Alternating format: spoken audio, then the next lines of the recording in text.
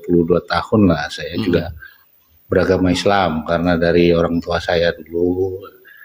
Nah ini kan baru ini aja karena saya nikah di tahun 2011 itu kebetulan calon istri saya orang Kristen dan saya ya ada panggilan juga untuk masuk Kristen, ceritanya begitu Pak. Oh jadi abang murtadnya itu pindah agamanya itu gara-gara nikah berarti ya bang ya? Sebelum nikah sebenarnya saya itu ya berarti itu, masih pacaran bang, masih pacaran abang udah keluar dari Islam gitu ya, karena sebelum, ada planning sebelum untuk pacaran, nikah masih belum kenal, masih oh gitu, ikut-ikutan dan kebetulan sekitar 2-3 bulan lah kenal dengan orang. Ya Hadi ya Bashir ya Tabibi Nabi Allah khairul khalqi jami'an lahu a'la manasibi wal marati salatullah subhanallah. Bismillahirrahmanirrahim. Assalamualaikum warahmatullahi wabarakatuh. Kaum muslimin yang dirahmati Allah, semoga Allah senantiasa curahkan segala rahmat, segala nikmat, dan kepanjangan dan tiada berhujung dari dunia hingga akhirat lah insyaallah. Dan Allah pun kumpulkan kita para kaum muslimin di bawah naungan Rasulullah beserta para nabi, beserta para orang-orang yang Allah kasihi, Allah sayangi, Allah cinta insyaallah di bawah naungan Rasulullah. Pula di mana tiada naungan selain daripada naungannya insyaallah. Amin amin Allahumma amin. Kaum muslimin, pada kesempatan pagi hari ini saya akan mengasih sebuah video di mana video ini mengisahkan tentang bagaimana ada seseorang ya yang mengaku murtadin tapi tololnya bukan main ya, dan nampak sekali kalau dia itu adalah orang bodoh ya, dan dia mengaku sebagai guru ya, pengajar di TPI. Nah ini menjadi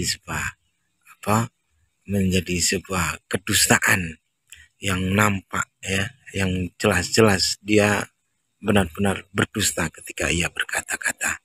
Dan agar tidak berlama-lama kaum muslimin, kita tonton kebodohannya, demikian videonya.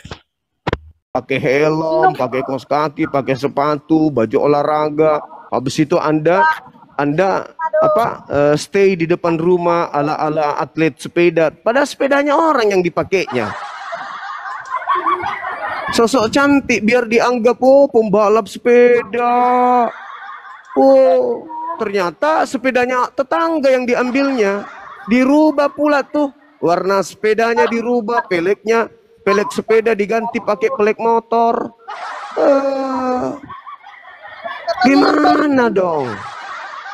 Dimodifikasi sepedanya orang biar dianggap punyanya. Padahal punya tetangga diambilnya. Gimana ini? Jelaskan Bu, jelaskan. Kalau ibu punya keyakinan itu betul, tentu ada kesinambungan antara pemilik kitab dengan agama ibu. Ada nggak Kristen yang bisa menjelaskan? Nggak ada. Nggak ada. Seibarat orang yang mencuri milik orang, pencuri itu tidak akan pernah bisa ngomong dan tidak akan pernah bisa membuktikan kalau itu adalah milik dia. Setiap dia ngomong pasti bohong. Setiap dia memberikan alasan pasti dusta. Setiap dia menguraikan pasti menyesatkan. Mungkin mana? Milik orang. Punya orang diklaim. Iya, pencuri lah itu namanya. Itu namanya palukat. Porno, perempuan, selangkangan, semua. Itu saya lihat. Nggak ada yang bagus. Cuman itu yang kamu bisa. Di agamamu itu maksiat apa yang tidak dilegalkan? Maksiat apa yang tidak dilegalkan di agamamu? Maksiat apa yang tidak dilegalkan? Semuanya boleh. Ada nggak yang haram di agamamu? Nggak ada. Berarti semua boleh. Jadi jangan sok cantik. Jangan sok cantik. Negara yang berpendudukan mayoritas Kristen, dari sanalah sumbernya penyakit kelamin. Jangan sok cantik ente, jangan. Ini membahas bukan menghina, bukan menghujat. Kita ingin mendengarkan klarifikasi akurat. Pembuktian penggunaan kitabnya Yahudi oleh agama Kristen. Mana? Kok bahas selangkangan? Oh, Tuhannya dari sana kok bahas selangkangan. Selangkangan dikasih lem Alteco, mampus Tuhanmu nggak lahir. Bahas-bahas selangkangan. Ibu-ibu pula bahas selangkangan. Harusnya kalau ibu punya selangkangan itu pada saat cermin, sadar, oh dari sini rupanya Tuhanku keluar. Ini bahas-bahas alat vital lagi.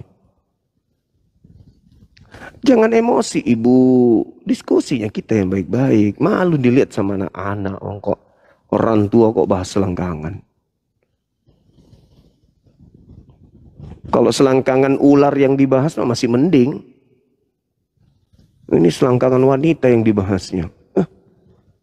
Marah Ya. nanti Yesus. Ted, selamat siang Ted. Ya, selamat siang juga Kak. Assalamualaikum. Salam Wa- salam semuanya. Waalaikumsalam. Sehat selalu. Saya Siap. Muslim. Ya bang. Salam kenal ya semuanya. Salam semuanya. Siap. Ya, siap. Makasih banyak ya Bang. Yuk, Assalamualaikum. Kenapa keluar?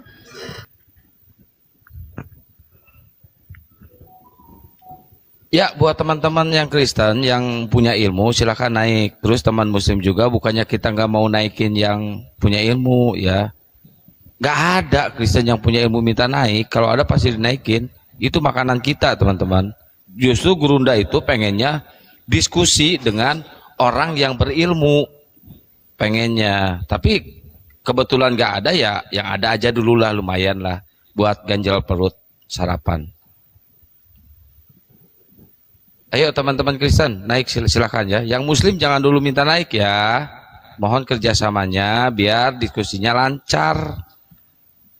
Ya teman-teman Muslim ya. Dari tadi udah dijelaskan. Jangan dulu minta naik. Biar teman-teman Kristen dulu yang naik. Nih yang naik malah pemakan rumput nih. Ya, saya tadi dari Galatia 2 ayat 21 ya. Aku tidak menolak kasih karunia Allah. Sebab sekiranya ada kebenaran hukum Taurat, maka sia-sialah kematian Kristus. Nah, ayat yang disajikan ini Galatia 2. Tapi saya jauh ke depannya. Oh, bukan jauh ke depan, Galatia 5 sebenarnya ada juga.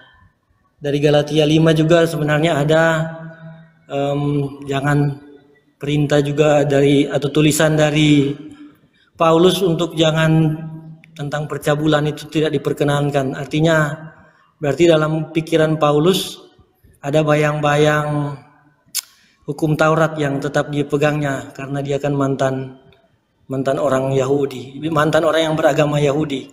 Darah Yahudinya tetap dia pegang, tetap ada dalam dirinya, dalam tubuhnya. Dan juga dari Galatia 5, selain dari Galatia 5, dari 1 Korintus 6 ayat 12 juga, ini warna, apa ya istilahnya, warna aturan itu tetap ada dalam tulisannya. Segala sesuatu halal bagiku, tetapi bukan semuanya berguna. Segala sesuatu halal, aku tidak membiarkan diriku diperhamba oleh sesuatu apapun. Nah, artinya di sini kan sebagai orang Kristen tetap memiliki kaitan atau apa ya istilahnya, tetap memiliki rantai aturan yang tidak boleh diputus begitu saja dengan alasan kasih karunia di Galatia 2 tadi. Galatia 2 ayat 21.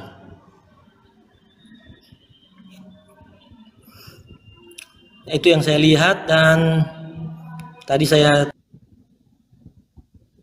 Bang Kerol saya turunkan karena nggak ngerti, saya nggak paham apa yang dibicarakan oleh Bang Kerol ini ya. Mohon maaf Bang Kerol ya, pusing saya dengarnya. Saya turunkan ya. Maaf Bang Kerol, mending belajar aja dulu sana. Pusing saya. Baru kebaca ya aja.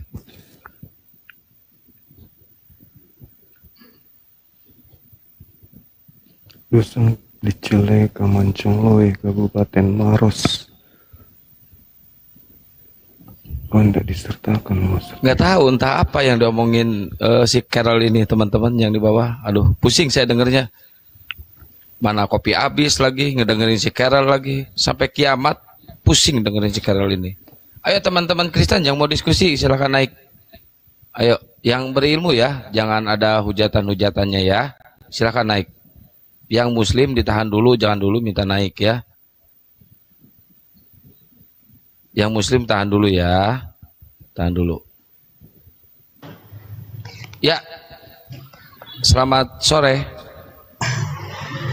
Assalamualaikum. Waalaikumsalam. Waalaikumsalam warahmatullahi wabarakatuh. Bang Juma, Abang Kian Santang, Ye. aku Muslim. Cuma aku ada apa ya? Ada maksudnya gimana Mas? Saya punya nenek saya ini dari non-muslim dulu, tapi sudah mualaf dan sudah almarhum. Nah, kebanyakan saudara dari sebelah nenek ini non-muslim. Jadi, salahkah kita sebagai seorang muslim ini, Bang Juma, silaturahmi apa misalnya ada kayak kabar duka dari keluarga almarhum nenek, itu kita ke sana, apakah kita salah sebagai muslim? Enggak. Silaturahmi kan? Silaturahmi ibaratnya membantu aktivitas mereka, ibaratnya kalau di muslim ngelayat. Apakah kita tuh termasuk dosa atau dilarang dalam agama kita, gimana tuh Bang Juma? Selama kita tidak ikut dalam prosesi prosesi keagamaannya, ya tidak. Tapi sebagai keluarga yang merasa kehilangan, ya nggak apa-apa kita hadir di sana. Apa? Yang penting pada saat ritualnya kita nggak ikut. Namanya keluarga, biar beda keyakinan, tapi keluarga nggak bisa kita ini. Keyakinan itu kan akidah kita ya. Tapi hubungan biologis itu tetap. Kita harus tetap memberikan penghargaan kepada keluarga kita.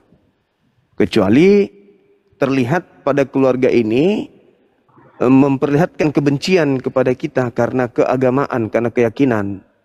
Ya, kita harus tahu keadaan gitu.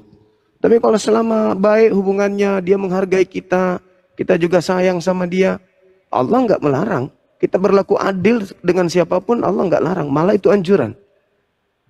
Tidak terlepas apapun agamanya, selama itu hubungan muamalah, itu tidak apa-apa. Hubungan sosial itu nggak apa-apa. Kecuali terkait dengan akidah, ya nggak boleh. Misalnya kita ke sana membantu, habis itu kita disiapkan makan, ya periksa dulu makanannya ini siapa yang masak, alat masaknya dari mana. Nah, untuk supaya kita nggak ragu-ragu, ya mending kita nggak usah makan di situ. Tapi ya kita sampaikan atau kita buat keadaan supaya mereka nggak tersinggung. Kan tujuan kita ke sana supaya terjalin hubungan. Nah, jangan justru terjadi ketersinggungan gitu loh. Ya udah ya Bang ya, kita cari oten dulu ya Bang ya. Makasih banyak Bang. Assalamualaikum. Waalaikumsalam warahmatullahi wabarakatuh. Udah dibilang jangan naik dulu yang muslim. Nanti sesi curhatnya nanti teman-teman. Kita lagi cari domba yang tersesat teman-teman ya. Mohon bantuannya, mohon kerjasamanya. Mending tab-tab layar aja di bawah, tab-tab layar dikencengin, di-share-share, diposting ulang. Jangan lupa nih love orange-nya diklik teman-teman, love orange-nya itu ngebantu algoritma biar naik ya. Gitu teman-teman. Mohon maaf saya turunin langsung ya. Ayo buat teman-teman Ali Tank yang mau diskusi silahkan naik. Tolong bantah ini apa kaitannya perjanjian lama dengan Ali Tank ya. Ini judulnya, silakan. Nah ini love orange-nya tolong diklik ya. Masya Allah, syukuran jazakallahu khairan kasiron gitu. Daripada minta naik terus curhat, saya turunin langsung. Disangkanya nanti saya nggak sopan. Padahal udah disiarkan dari tadi jangan minta naik dulu yang muslim. Biar Bang Juma diskusi dulu. Nanti kalau misalkan udah 2 jam, 3 jam, 4 jam, nah baru silahkan ya naik. Ini belum diskusi, belum apa udah diserang sama Bang Juma, saya ngepen. Bang Juma, Saya dari dulu jangan dulu ya teman-teman, biarkan Oten naik dulu, biar diskusi dulu. Tapi dukungan kalian terhadap kita, masya Allah ya, masya Allah keren banget lah, keren pisan pokoknya ya, gitu, dukung terus ya. Oke, teman-teman Kristen silahkan naik. Belum ada yang minta naik teman Kristen. Takut kayaknya lihat Gurunda ini langsung gemetaran mereka. Ya itulah yang terjadi dari beberapa hari yang lalu, Kang. Bagaimana mereka menghindari Bang Suma, jangankan jemaat biasa, pendetanya aja menghindar. Padahal barusan juga saya udah share ke berapa pendeta, 5. Ya, Bang Godwill. Selamat siang, Bang. Bang Godwill. Bang Godwill. Tegar, selamat siang. Selamat siang. Ya, Bang Godwill Muslim Kristen. Kristen, Bang. Oh, Kristen. Bang Tegar Muslim apa Kristen, Bang Tegar? Bang Tegar dibuka mute-nya, Muslim apa Kristen? 1. Bang Tegar Muslim apa Kristen? Prosetan. Apa? Prosetan. Prosetan. Bang Tegar jangan gitu ya, jangan gitu. Saya turunin, mohon maaf. Gabung live aja sama Edis TV, Bang. Edi suruh ke sini, Bang. Edi suruh ke sini, ditantang debat Hatuha sama Bang Juma di sini sekarang. Suruh ke sini, Bang. Oke. Silakan suruh ke sini. Jangankan si Edis, penatua, pendeta-pendeta besar suruh ke sini. 10 pendeta sekaligus di sini nih. Ini ada 8 ruang lagi, 7 ruang lagi. 7 pendeta silakan naik semuanya. Kroyok Bang Juma, silakan. Saya nggak bakal ikut campur. Ada yang menang 1 pendeta saya kasih singa. Tapi singa rohani, nggak ada duitnya.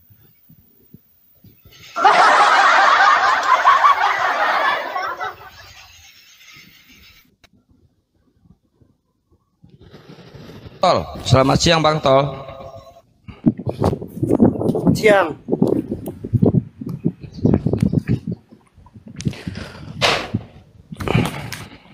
Siang. Halo, iya, halo. Halo, Bang. Iya, Saudara Tol. Bisakah Anda membantu kami memahami masalah ini? Apa itu, Bang? Di mana kami umat Islam melihat saudara-saudara kami Kristen ini di mana-mana mengaku sebagai anak Tuhan, orang-orang yang sudah dijamin keselamatan. Ya, memang, mereka adalah pewaris surga dan seterusnya. Nah, hal ini sangat penting, legalitasnya itu loh, legalitas. Bisakah Anda membuktikan kepada kami, menjelaskan kepada kami keabsahan penggunaan kitabnya Yahudi di Kristen itu validasinya apa? Itu kan kitabnya Yahudi, ya, Bang. Kok bisa ada di gereja? Silakan. Karena kalau menurut saya, Bang, akar dari kekristenan itu ada di kitab Yahudi. Contohnya apa ini?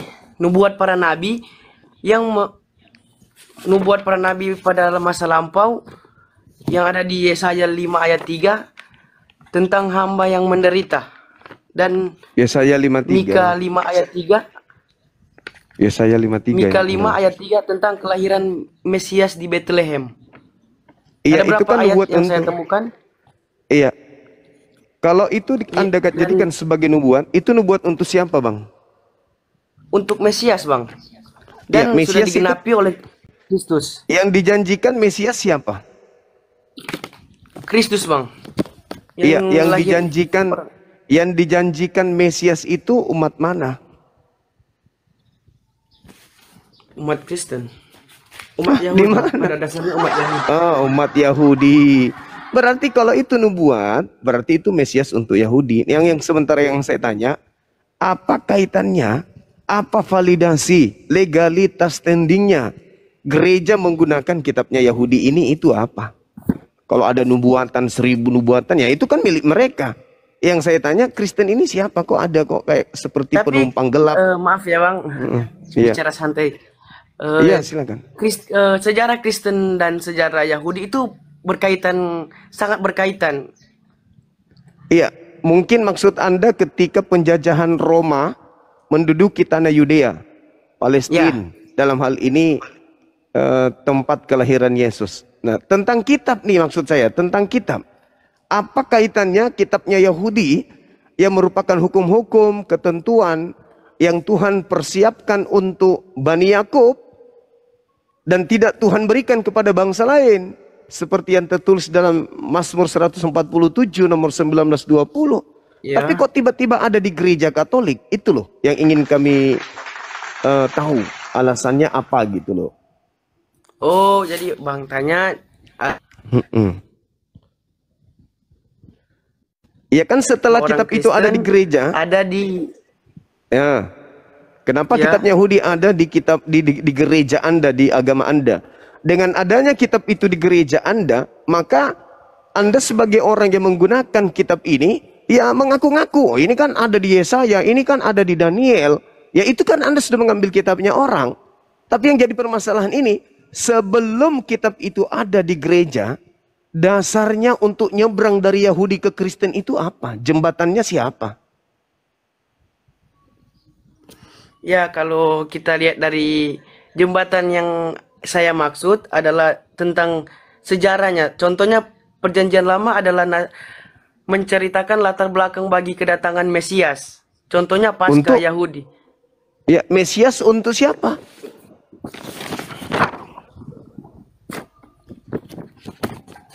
Lukas 1 misalnya. Lukas 1 misalnya. Tuhan menentukan Yesus ini untuk menjadi raja bagi bangsa Yehuda sebagai raja selama-lamanya. Untuk Yehuda. Untuk bangsa Yahudi.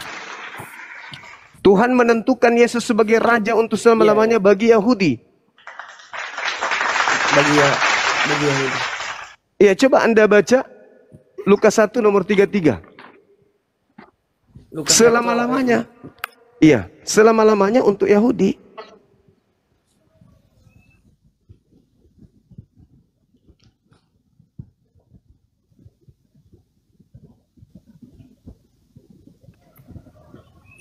Bentar-bentar Bang, cari Alkitab.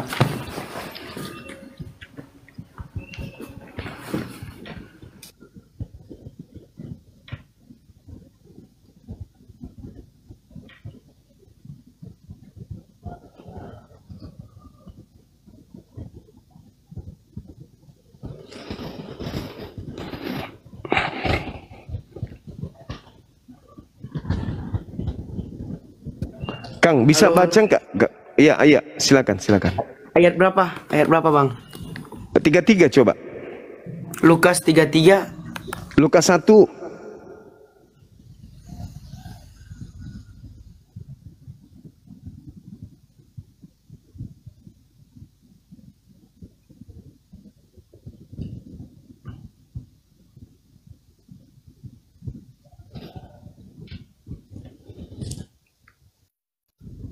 Atau saya bantu bacain? Iya. Biar nggak terjeda, dia nanti takut kelempar. Iya. Iya soalnya. Iya. Saya bantu bacain ya. Iya. Lukas berapa Guru Nda? Lukas 1:33. Lukas 1:33. Ya. Dan ia akan menjadi raja atas kaum keturunan Yakob sampai selama-lamanya, dan kerajaannya tidak akan berkesudahan. Bang, jangan terjeda Bang, nanti kepental Bang. Itu dia menjadi raja bagi keturunan Yakub selama-lamanya. Nah, jadi kalau Anda mengatakan ada nubuat untuk Yesus, yaitu untuk raja Bani Yakub. Justru itu yang kita bahas nih. Apa hubungannya nih terkait dengan kitab, dengan orang Kristen? Kristen ini kan orang luar, nggak ada hubungannya dengan Bani Yakub. Kalian penumpang yang kemudian tak ada hubungannya dengan Bani Yakub. Makanya hal yang mendasar, Kristen kemana-mana menjual menjajakan, memberitakan. Kayak saya, ketika saya berdialog atau berdebat dengan Pak Bom, tiba-tiba Pak Bom, sebagaimana di dalam Alkitab firman Tuhan kita mengatakan dalam kitab Kejadian, dalam kitab Mazmur, itu rasanya saya mau muntah. Kenapa saya sedang melawan kitabnya Yahudi, bukan melawan kitabnya Kristen. Sedangkan yang saya hadapi ini orang Kristen, bukan pemilik kitab. Kok bisa-bisanya dia bahas kitabnya orang Yahudi untuk menghadapi saya? Sama seperti ketika mana, ya itu sudah dinubuatkan. Lah, itu kan kitab dinubuatkan untuk Yahudi. Jangankan nubuat, Yesus aja dikatakan dalam Lukas 1:33 tadi itu adalah raja bagi keturunan Yakub untuk selama-lamanya. Jadi di luar Yakub tidak punya hak untuk menjadi pengikut Yesus. Karena dia adalah raja hanya untuk Bani Yakub saja. Tolong hargai itu kitab. Dihargai kitabnya. Makanya kita minta apa legalitasnya orang Kristen menggunakan kitabnya Yahudi. Gitu saudara. Penting. Supaya kalian tahu diri. Kok Anda menjual barang ya istilahnya barang palsu. Bukan milik kalian yang kalian jajakan. Kalian ngajak kami ikut menjadi Kristus, pengikut Kristus. Tapi yang kalian jual ini barang yang punya orang. Artinya kan penipuan. Itu kan penipuan. Menjerat orang dengan menggunakan punya orang.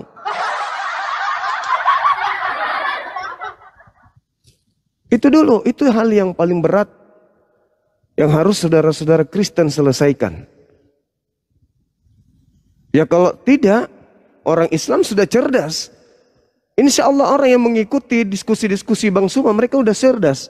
Oh ternyata setiap orang Kristen yang naik di komalnya Bang Suma, tidak ada yang sanggup memberikan apa legalitasnya, apa pengesahannya. Kenapa orang Kristen menggunakan kitabnya orang Yahudi? Nggak ada. Berarti selama ini Anda menggunakan kitabnya orang secara ilegal.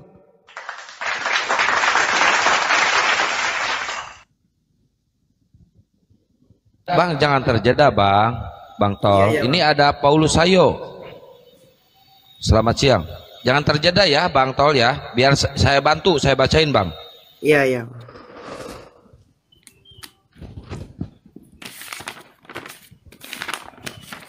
Teman-teman di YouTube, selamat siang.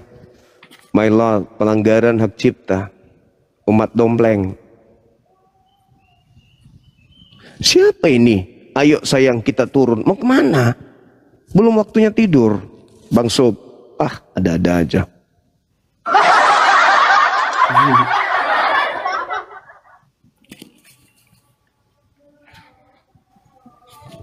Ayo saudara, mungkin ada hal yang Anda temukan dari Bible yang mungkin itu diperuntukkan untuk Kristen.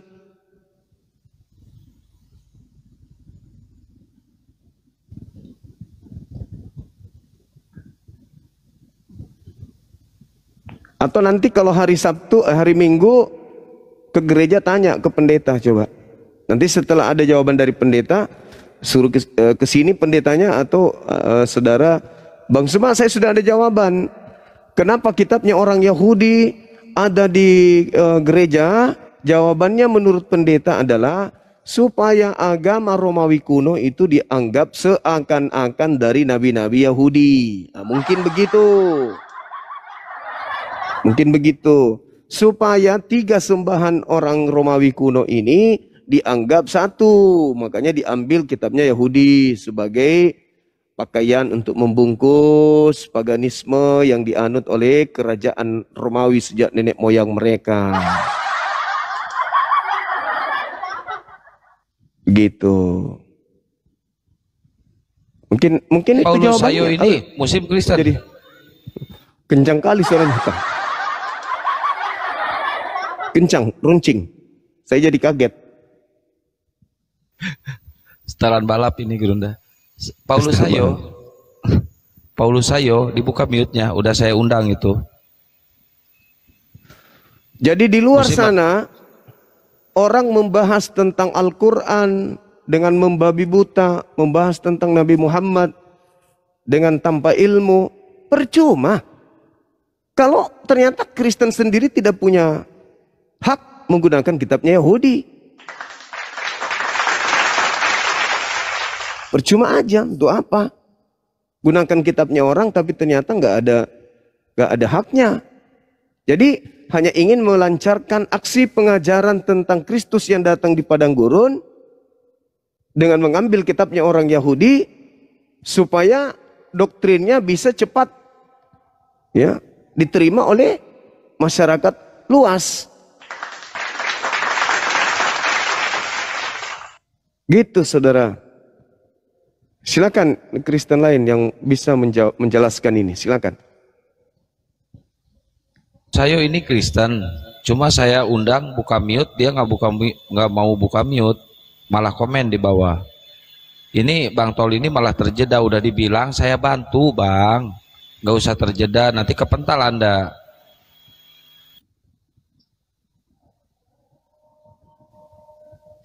Dibuka mute-nya Paulus ayo.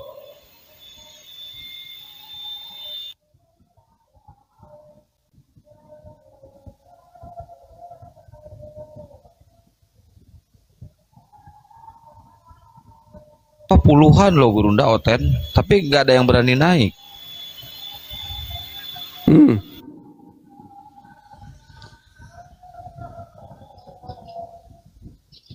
Itulah. Mungkin mereka gimana ya?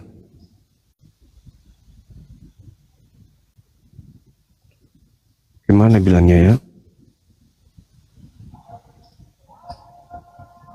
Teman-teman Kristen silakan naik. Kita diskusi santai aja, jangan ketakutan lah. Komen pada pintar-pintar, jago-jago ngehujat, giliran disuruh naik pada nggak mau.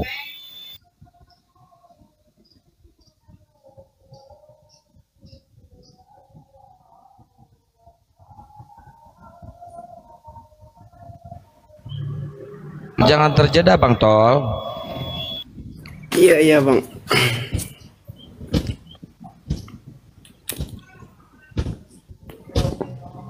Nggak ada jawaban Bang? Ada Bang, kan ya, Bang tadi silakan. Bilang tadi Yesus yang kalau nggak salah itu di ayat yang dibacakan tadi ayat berapa ya? Lukas 1 nomor Lukas 1 33. ayat ya tentang Yesus adalah segala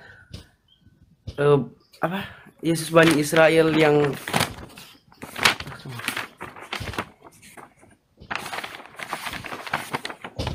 ya langsung ke penjelasannya ya, nggak usah. Iya, silakan. Yesus disebut Raja Bani Yakub karena sabar Bang.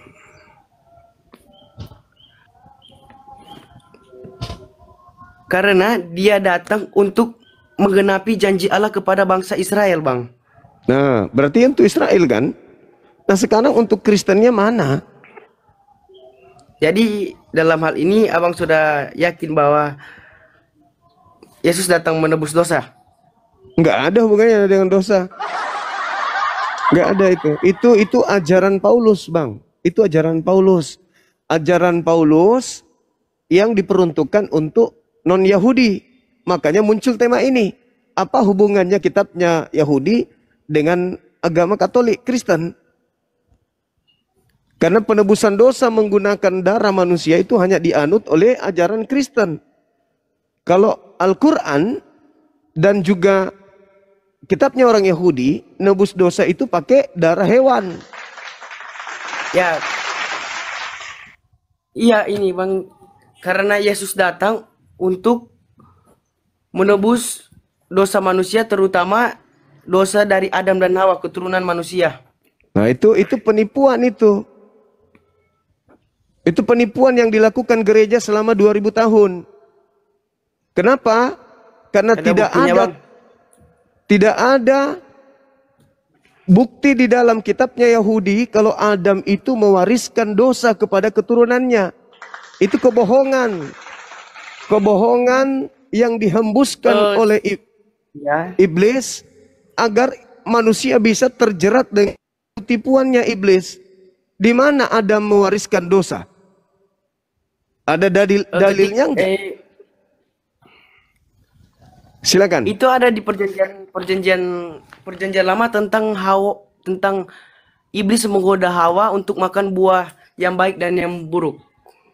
Nah, maka jatuhlah Itu Adam sudah dan mengalir Hawa. dosa yang namanya dosa turunan. Itu ajaran siapa? Dosa turunan itu siapa yang ngajarin? Kenapa bang? Siapa yang ngajarin tentang dosa turunan? Dosa turunan ada di Alkitab. Iya, siapa yang ngajarin? Mana ada? Di mana dituliskan itu?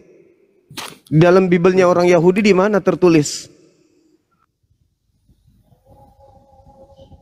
Itu kebohongan, itu fitnah sudah 2000 tahun loh itu. Tak ada satupun orang Kristen yang mampu kemudian menunjukkan itu.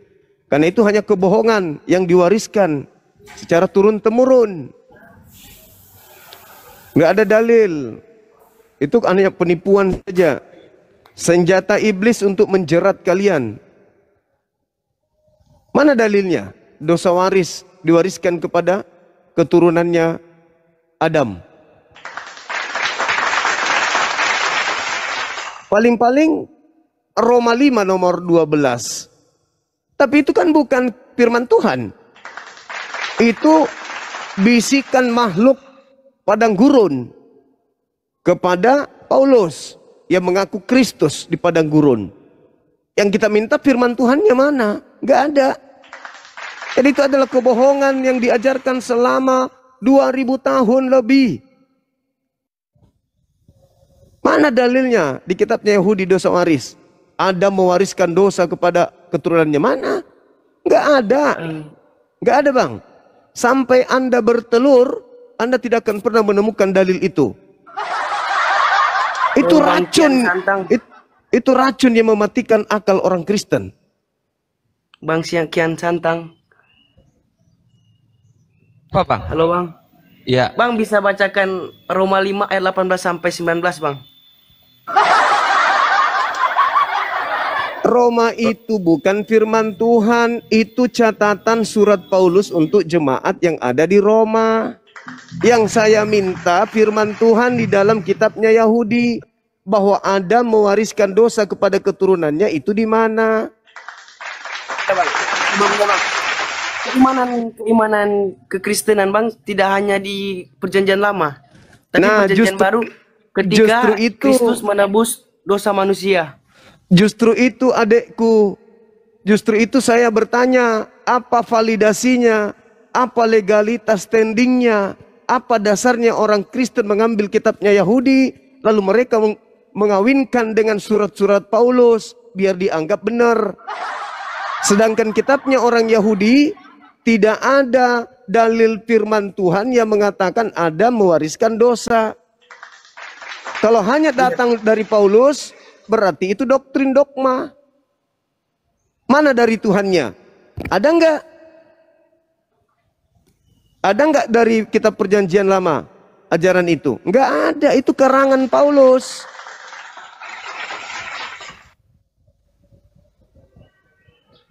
Ini ada kaitan sama baptisan bang.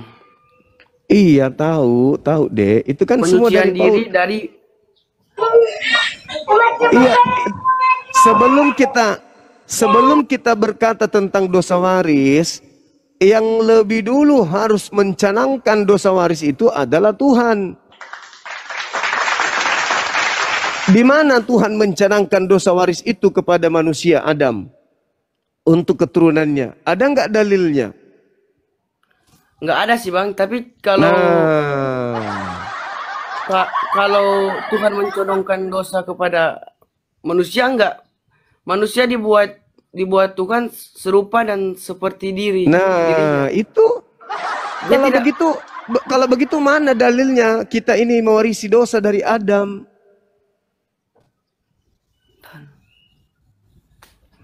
Kalau tidak ada berarti itu fitnah terhadap Adam. Berarti itu ada kebohongan yang dibuat-buat oleh gereja, memfitnah Tuhan pencipta langit dan bumi dan memfitnah Nabi Adam. Agama yang melakukan fitnahan terhadap Tuhannya ini agama apa? Malaikat tidak mungkin, hanya iblis yang bisa melakukan itu. Fitnah terhadap Tuhan itu hanya iblis yang bisa lakukan. Iblis memfitnah Tuhan kepada Adam. Ketika iblis mengatakan, makanlah. Adam mengatakan, enggak.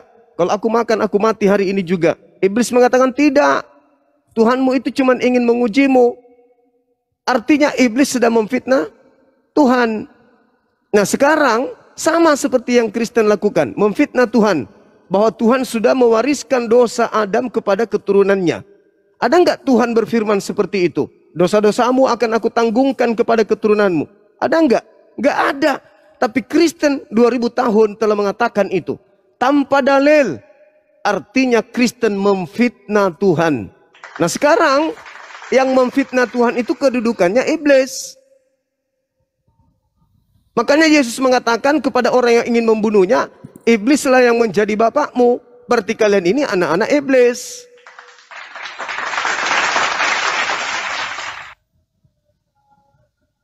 Berbicara terkait dengan agama keyakinan dan membawa sesuatu yang sangat prinsip, ya harus ada firman dari Tuhan.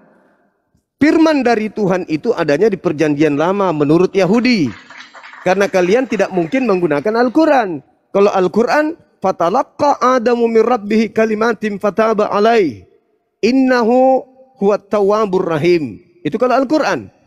Adam setelah makan buah, Adam bertobat dan Allah menerima tobatnya. Berarti Adam kembali menjadi manusia suci. Habis itu beranak cucu. Berarti anak cucunya suci. Sedangkan di Kristen, Adam difitnah mewariskan dosa, tapi dalilnya tak ada. Berarti konsep itu dipakai untuk menipu orang lain. Bang, coba tolong bacakan Mazmur 51 ayat 5. Mazmur 5, Mazmur apa? Mazmur berapa? Mazmur 51 ayat 5. Mazmur 51. Kang, dibuka Kang? Ya. Saya bacain. Sesungguhnya itu bicara mengenai pemulihan. Ya. Silakan. Sesungguhnya dalam kesalahan aku diperanakan dan dalam dosa aku dikandung ibuku. Apa ini? Itu berbicara tentang Daud ketika dia menghampiri Berseba. Gak ada hubungannya. Itu perbuatan Daud. Gak ada hubungannya dengan Adam. Berseba, istri bini orang, diambil sama Daud. Itu yang dimaksud. Coba Anda baca satu perikop itu, Mazmur 51. Itu bukan berbicara mengenai dosa waris. Sama seperti ketika Anda berbicara Mazmur 58 nomor 3. Penyesat sudah ditentukan oleh Tuhan dari sejak dalam rahim ibunya. Bukan berarti dosa yang diwariskan kepada siapa? Kepada Adam dan keturunannya. Begitu saudara. Jadi data yang Anda bacakan itu data yang terkait dengan Nathan dan Daud dan juga Berseba. Nggak ada hubungannya dengan dosa waris. Perbanyak belajar saudara. Jangan mau ditipu. Mana dalilnya dosa waris? Aku mewariskan dosa kepada keturunanmu, itu mana dalilnya? Silakan. Ya, ini ada Ginger. Ginger, dibuka mute-nya. Selamat siang Ginger. Ginger, dibuka mute-nya bro. Ini terjeda terus itu bersikeras, semangat cari data, ingin membantah. Enggak bang, emang jaringan.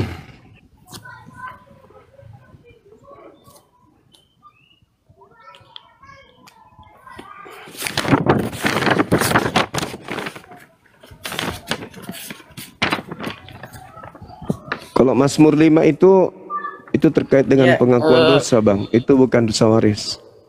Kan bang, keyakinan kekristenan itu tidak berdasarkan pada kitab perjanjian lama saja. Nah, sedangkan perjanjian baru bukan kitabnya para nabi. Itu kitabnya para wartawan. Lukas bukan nabi, Markus bukan nabi, Matius, Yohanes bukan nabi, Petrus bukan nabi, Paulus bukan nabi. Mereka menuliskan catatan-catatan mereka berdasarkan pribadi, bukan karena ilham, bukan karena wahyu dari Tuhan. Tapi mereka menerima wahyu dari Tuhan. Coba Anda tunjukkan di mana Lukas menerima wahyu, di mana dalilnya? Di mana Paulus menerima wahyu? Mereka menceritakan apa yang diajarkan Tuhan. Siapa Tuhan yang mana? Tuhan yang mana yang datang kepada mereka? Di mana Yesus bertemu dengan pengarang kitab saudara? Coba, di mana Yesus bertemu dengan pengarang kitab saudara? Apa yang diajarkan oleh Yesus? Misalnya satu aja dulu, kepada Lukas. Apa yang Yesus ajarkan kepada Lukas? Di mana Yesus bertemu Lukas? Nggak pernah. Coba Anda baca Lukas 1, nomor 1 sampai nomor 3. Apakah itu pemberitaan firman dari Yesus? Nonsen. Gak ada itu bang. Gak ada. Jangankan kitabnya Yahudi ke Kristen, kitabnya Kristen perjanjian baru ke Yesus aja gak ada hubungannya.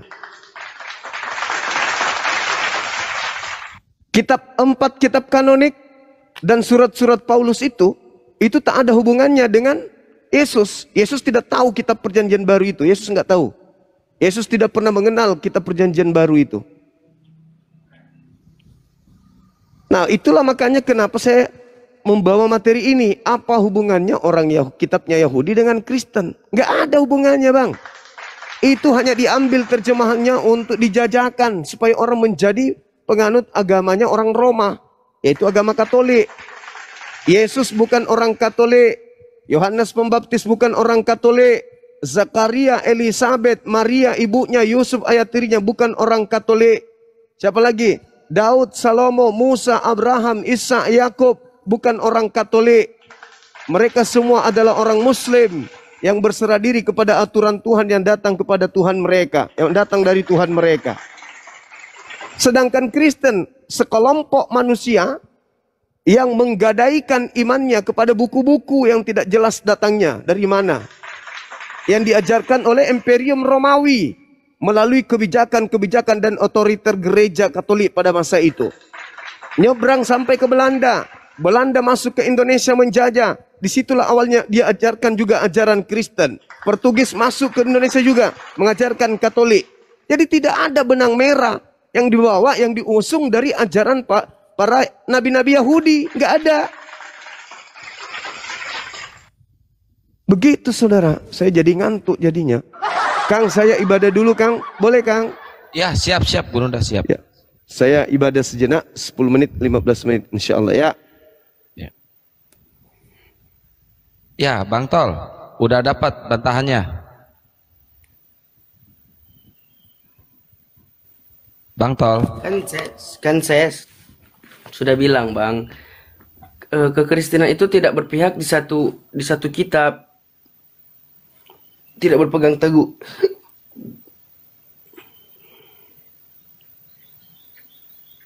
Jadi landasan Anda itu perjanjian lama apa perjanjian baru, Bang? Dua-duanya, Bang. Harus dua-duanya.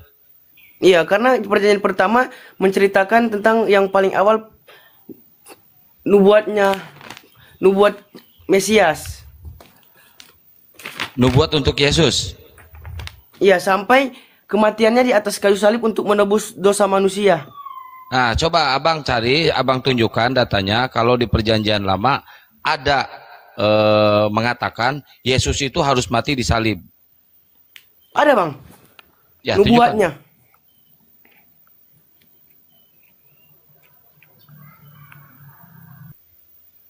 Terjadi lagi kan.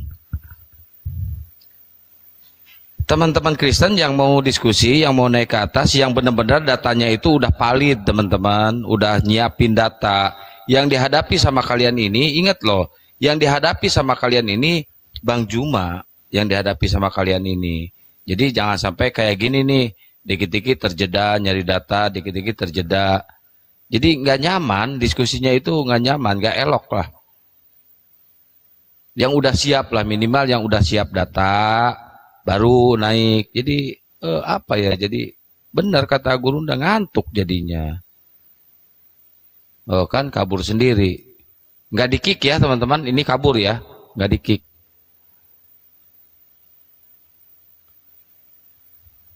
Makanya persiapkan diri dulu ya, sebelum naik itu persiapkan diri dulu. Udah udah siap belum? Kalau belum siap kayak gitu ya, aduh, bingung. Ditanya Taurah itu nubuatan untuk Yesus, malah kabur. Dibantu tab-tab layarnya teman-teman ya, di share-share, di posting ulang, dan jangan lupa nih love oranye diklik ya, biar komalnya itu hidup ya, komalnya itu hidup. Love oranye tolong diklik. Siapa namanya itu, woi, lu nggak ada ilmu, lu cuma modal nyerocos doang, ngapain minta naik? Gak usah minta naik. Tadi di room gua lu hanya bisa nyerocos doang. Ya dibantu ya teman-teman, diposting ulang, di share-share, dan direkam, dijadiin PT. Yang penting-pentingnya aja kalian penggal, yang penting-pentingnya, terus bikinin PT. Tadi saya udah nge-share ke 7 pendeta ya, yang biasa sering diskusi di room saya. Cuma belum hadir aja nih beliaunya. Loh kok panik? Nggak ada yang panik. Kalau mau mending diskusi dunia nyata ya, biar kelihatan siapa yang panik dan siapa yang nggak panik gitu, woi. Biar kelihatan siapa nih yang punya ilmu, siapa yang beradab, siapa yang bisa menguasai panggung gitu loh, woi ya. Ini ada Bang Andre. Selamat siang Bang Andre. Siap Bang, selamat siang. Muslim apa Kristen Bang? Gimana Bang? Abang Muslim apa Kristen? Saya Kristen Bang. Oh Kristen. Pendeta atau penggembala Bang? Saya jemaat biasa aja. Oh jemaat biasa. Ini biar menarik ya Bang ya, biar menarik. Kita sambil nunggu Gurunda Juma ya. Gurunda lagi ibadah, lagi sholat asar mungkin ya di sana ya, udah masuk ke sholat asar. Tapi Abang stay aja di sini. Kita ngobrol santai aja. Dari daerah mana Bang? Dari Kalimantan Tengah. Oh, gereja apa kalau boleh tahu? Gereja Kalimantan Evangelis. Evangelis. Oh, Protestan ya? Evangelis. Betul. Iya, Protestan ya. Ya, ini Bang, temanya ini apa kaitannya perjanjian lama dengan kekristenan? Itu Bang, temanya ini yang diusung oleh Bang Juma ini. Mungkin siapa tahu Abang nanti bisa menjelaskan nih, terus dipersiapkan dengan data-data yang komplit. Bang, ini Abang udah banyak Bang pengikutnya. Kalau boleh biar enak kan, Bang Juma juga open camp. Abang bisa nggak open camp biar enak diskusinya Bang? Ini lagi di tempat kerja Bang, jadi kurang rasanya. Oh gitu, nggak apa-apa Bang, pakai masker kayak atau gimana kayak, yang penting open camp Bang. Mungkin lain kali nanti bisa. Cuman saya tadi itu agak tertarik. Ini minta maaf ini Bang, saya kebetulan dulu waktu kecil sampai dengan umur saya sekitar 32 tahun lah, saya juga beragama Islam karena dari orang tua saya dulu. Nah ini kan baru ini aja karena saya nikah di tahun 2011 itu, kebetulan calon istri saya orang Kristen dan saya ya ada panggilan juga untuk masuk Kristen, ceritanya begitu Bang. Oh jadi Abang murtadnya itu, pindah agamanya itu gara-gara nikah berarti ya Bang ya? Sebelum nikah sebenarnya saya itu. Ya berarti masih pacaran Bang, masih pacaran Abang udah keluar dari Islam gitu ya? Karena sebelum untuk pacaran, nikah masih belum kenal, masih gitu. ikut-ikutan dan kebetulan sekitar 2-3 bulan lah kenal dengan orang Kalimantan asli, tambah semakin jadilah istilahnya gitu. Iya, iya, iya. Kalau boleh tahu murtadnya karena apa, Bang? Saya kurang tahu. Kalau saya yakini itu awalnya itu karena saya seorang sopir, jadi disuruh ngantar bos saya ke gereja kebetulan. Terus saya masuk ikut gereja, ikut nyanyi-nyanyi. Lama-lama kenal lah sama cewek itu, calon istri saya itu. Jadi kebetulan ya langsung nikah gitu. Oh, berarti ya itu dia kan gara-gara nikah kali ya. Betul. Iya, iya, iya. Tadi abang bilang bukan gara-gara, tapi nggak apa-apa, itu hak abang ya. Sekiranya kalau boleh tahu ya, sebelum ke perdiskusian kita ngobrol santai dulu ya bang ya, nggak apa-apa kan ya? Nggak apa-apa. Sekarang abang di gereja itu gimana bang? Ibadahnya nyaman atau gimana bang? Kan beda nih ibadah di Islam sama di Kristen nih. Kalau di Islam kan harus sholat 5 waktu, puasa gitu kan ibadahnya. Nah kalau di Kristen gimana bang? Kalau di kami terutama Protestan di GKI itu ibadah seperti biasa hari Minggu. Terus ada juga ibadah-ibadah kategorial untuk perkumpulan bapak-bapak, pemuda remaja, semua diizinkan. Jadi di dalam 1 minggu itu kegiatan selalu ada. Harus di gereja ya bang ya? Tidak hanya di gereja, sesuai permintaan. Kalau kita diminta di rumah ada kebaktian khusus. Enggak, ini mah kalau hari Minggu emang harus di gereja ya bang? Iya harus ke gereja. Iya. Kalau boleh tahu bang, kalau boleh tahu nih, ada nggak ayat di Bible yang mengatakan ibadah harus di gereja bang? Kalau boleh tahu nih, mohon maaf ya, saya nggak tahu soalnya saya belajar juga bang. Kalau ibadah harus ke gereja itu kan kebetulan saya ini baru nih bang ikut Kristennya, jadi ya ikut-ikut aja karena orang ke gereja semua, saya ikut ke gereja. Iya. Di umur berapa tadi murtadnya bang? 32 berapa? Maaf. 32. Oh berarti di Islam lama juga ya bang ya? 32 tahun ya? Iya. Waktu di Islam abang taat gak bang? Suka sholat gitu? Alhamdulillah saya juga ngajar di MTQ waktu itu. Ngajar di MTQ. Berarti udah ini ya, udah apa namanya, pinter gitu ya, belajar Islamnya ya bang ya, dulu ya. Bukan pinter sih, kalau kebetulan, saya bilang kebetulan juga waktu itu. Masih ada ini nggak bang? Ada ayat di Al-Quran yang masih dihafal, ada nggak bang? Saya baca surat Yasin masih hafal sampai sekarang. Oh gitu ya. Assalamualaikum warahmatullahi wabarakatuh. Waalaikumsalam warahmatullahi wabarakatuh. Wah,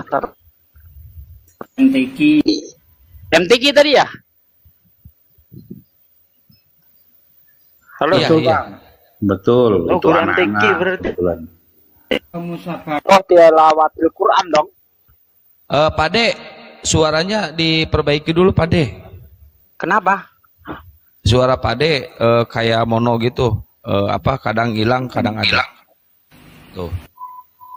Iya ini apa? HP sekarang itu nggak ada colokan apanya, itu kadang sering terganggu tuh bang.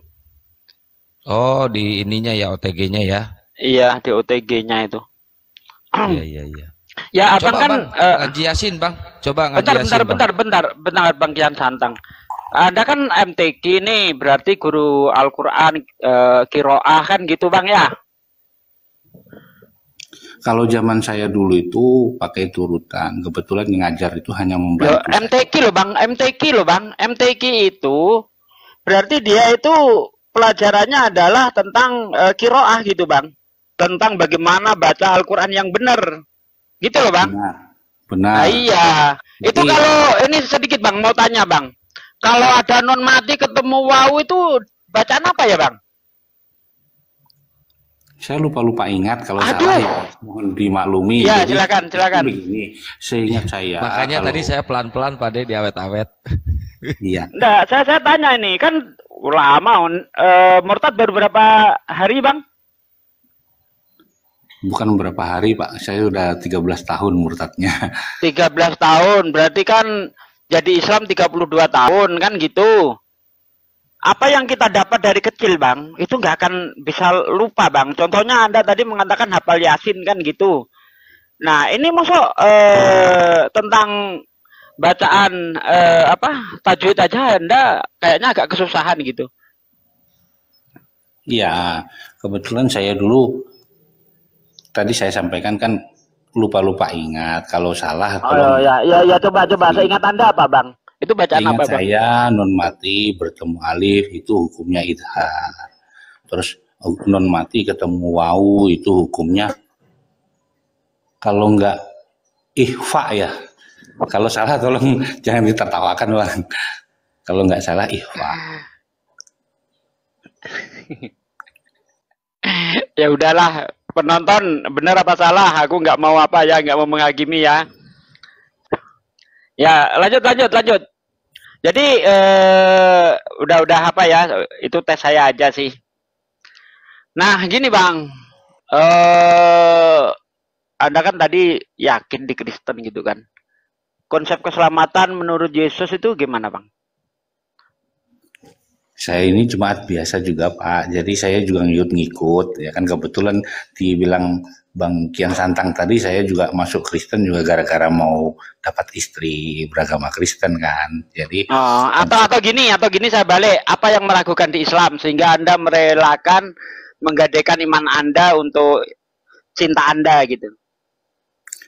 Itu mungkin kelemahan saya waktu beragama Islam, saya hanya belajar mengenai cara membaca Al-Qur'an dengan baik dan benar itu saja. Untuk sejarah mengenai keislaman saya buta, Pak.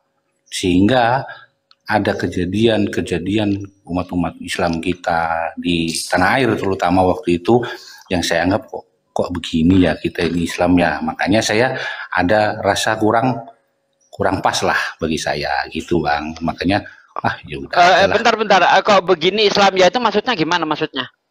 Maaf saya sebutkan aja ya. Iya. Itu zaman di Jogja yang ada ditabrak oleh organisasi Islam tertentu ya kan ditabrak diseret ini kan saya hanya melihat berita-berita seperti itu. Kok begitu ya kita ini Islam ya kayaknya. Gitu. Iya. Jadi ini Bang, Anda sudah salah cara pandang. Memandang agama dari pengikutnya. Iya dong. Padahal tidak boleh Bang memandang agama dari pengikutnya. Kalau memandang agama dari pengikutnya, nggak ada agama yang benar. Di Islam ada yang jahat, ada yang baik. Di Kristen ada yang jahat, ada yang baik. Kalau memandang agama dari pengikutnya, Kristen agama paling buruk nanti. Karena mayoritas pemain film porno Kristen. Gimana kalau saya pakai itu? Cocok enggak? Saya menilai Kristen dari pengikutnya. Nggak cocok kan? Jadi untuk menilai agama itu Bang, dari kitab sucinya. Baca kitab sucinya, bagaimana kita berperilaku baik secara muamalah ya. Bagaimana ketika kita berlaku kepada sesama saudara kita. Itu ditengok dari ajarannya, bukan dari bagaimana perilaku umat. Seperti yang saya katakan tadi. Kalau umat yang dijadikan dasar sebuah kebenaran agama, maka di dunia ini nggak ada agama yang benar. Karena sifat penganut agama itu dia relatif. Di Islam ada yang baik, di Kristen ada yang buruk. Di Kristen ada yang baik, di Islam juga ada yang baik. Ya, jadi relatif gitu, Bang. Nah, sekarang kita kembali lagi kepada ajaran gitu. Seperti yang saya tanyakan tadi, apakah ada nih jaminan Yesus bahwa dia menjamin surga untuk orang Kristen? Itu di perjanjian baru ada, Pak. Ya, silakan, Bang. Menurut Anda nih, menurut Anda masuk surga itu percaya Yesus Tuhan atau utusan? Saya tidak hafal ayatnya apa segala macam, cuma saya ada yang membuat saya yakin itu karena di dalam Alkitab itu ditulis Tuhan Yesus itu tidak ada jalan lain selain aku untuk mengenal. Itu di dalam Yohanes 14 ayat 6, Bang. Betul. Nah, akulah jalan kebenaran dan hidup. Orang tidak akan sampai kepada Bapa kalau tidak melalui aku. Pak. Karena saya kan saya menguasai Bible loh, Bang. Saya ini hafalan Bible saya ini belum ada pendeta yang bisa melebihi saya, Bang. Tapi kok anehnya saya nggak bisa jadi Kristen gitu. Jadi gini, Bang. Setiap nabi itu jalan, Bang. Setiap nabi adalah jalan kebenaran. Ya, orang tidak akan sampai kepada Tuhan kalau tidak melalui nabi tersebut. Tetapi apakah harus mengatakan hal yang sama untuk mengungkapkan yang sama? Tidak, Bang. Bisa dengan cara yang lain. Contohnya zamannya Nuh. Orang tidak akan sampai kepada Tuhan kalau tidak naik bahtera Nuh, Bang. Karena siapapun yang tertinggal, yang hanyut di air itu, mereka mati dalam keadaan kafir. Zamannya Nuh ya. Karena hanya orang-orang yang beriman saja yang bisa naik ke kapalnya Nuh. Setuju ya?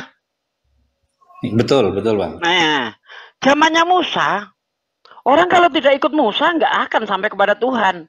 Bahkan Yesus sendiri, Bang. Ya, bahkan Yesus sendiri kalau dia tidak mengikut Musa, dia masuk neraka. Sebagaimana yang Yesus katakan di dalam Matius 5 ayat 17 sampai ayat 20. Perhatikan. Jangan kamu sangka aku datang ke dunia untuk melenyapkan hukum Taurat dan kitab para nabi. Aku datang untuk menggenapinya. Hukum Taurat tidak akan dilenyapkan hingga langit dan bumi lenyap. Satu iota, satu titik pun hukum Taurat tidak akan dilenyapkan hingga semuanya terjadi. Barang siapa menghilangkan satu titik saja, satu titik dari hukum Taurat, maka dia kemudian mengajarkan kepada orang lain, dia akan menduduki kerajaan terendah dari dalam kerajaan surga.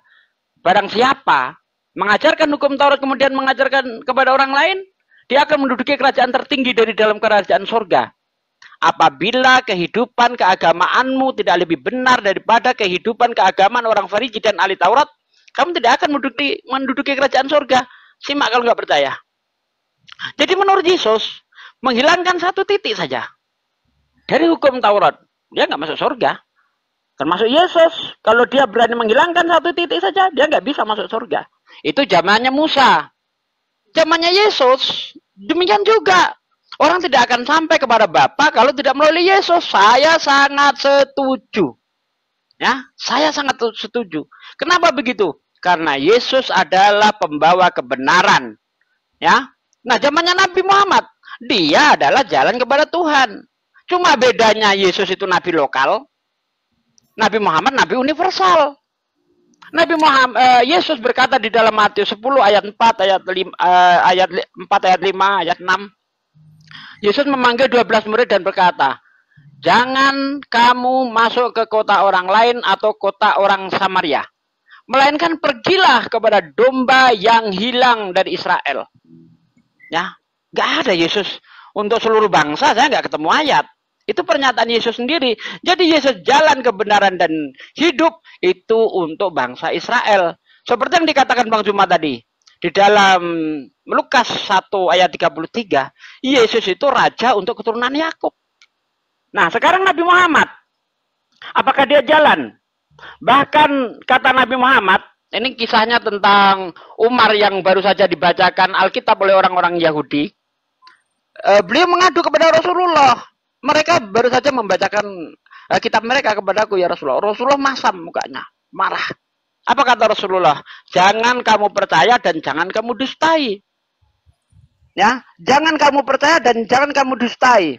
Yang aku takutkan adalah itu benar tapi kamu anggap dusta, dan itu dusta kamu anggap benar. Di ujung hadis dikatakan, ya, seandainya Musa ada di antara kalian saat ini, tetapi dia tidak mengikutiku, mereka tidak beriman. Musa tidak beriman, kata Nabi. No, langsung nabinya loh diambil nih, nabi besar Musa. Seandainya Musa ada di antara kalian saat ini tetapi tidak mengikutiku, Musa zalim. Nah, jadi Nabi Muhammad sekarang adalah nabi universal, nabi untuk seluruh manusia. Innaka fatalinas. Nah, sedangkan Yesus hanya untuk bangsa Israel saja. Bahkan ketika ada perempuan yang anaknya kerasukan setan, Anda baca di dalam Matius 15 dari ayat 22 sampai ayat 27. Ya, perempuan ini berteriak-teriak, "Oh Tuhan, tolonglah aku. Anakku kerasukan setan, ia sangat menderita." Yesus cuek. Para murid lalu berkata, "Guru, mereka terus mengikuti perempuan itu terus mengikuti aku, usirlah dia." Kata Yesus, aku diutus hanya untuk domba yang hilang dari Israel. Lalu perempuan itu sujud menyembah dia. Oh Tuhan, anak Daud, tolonglah aku. Kata Yesus, tidak layak roti bagi anak-anak dilemparkan kepada anjing. Kata perempuan itu, benar Tuhan. Tapi anjing itu makan remah-remah yang jatuh dari meja tuannya.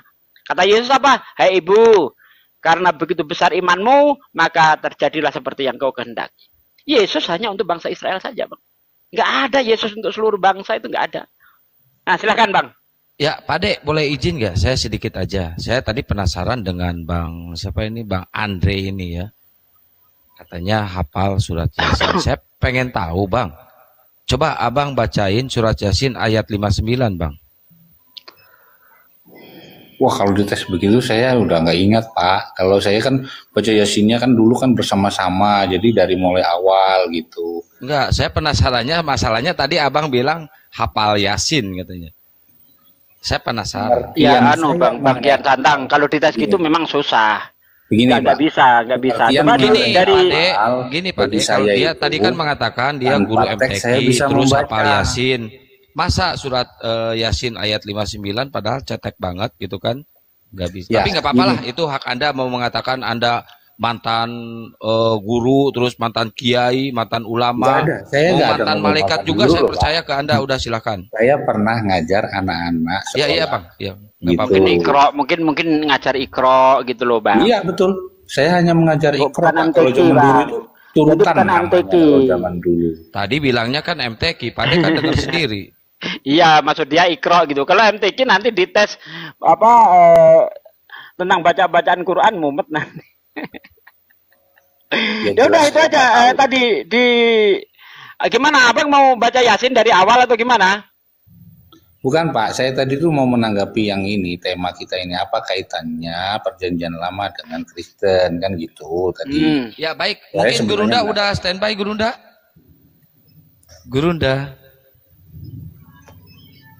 Hei. Oh belum standby. Ya, biar apa Bang Kian Santang? Biar ditanggapi dulu pernyataan saya itu tadi. Silakan Bang.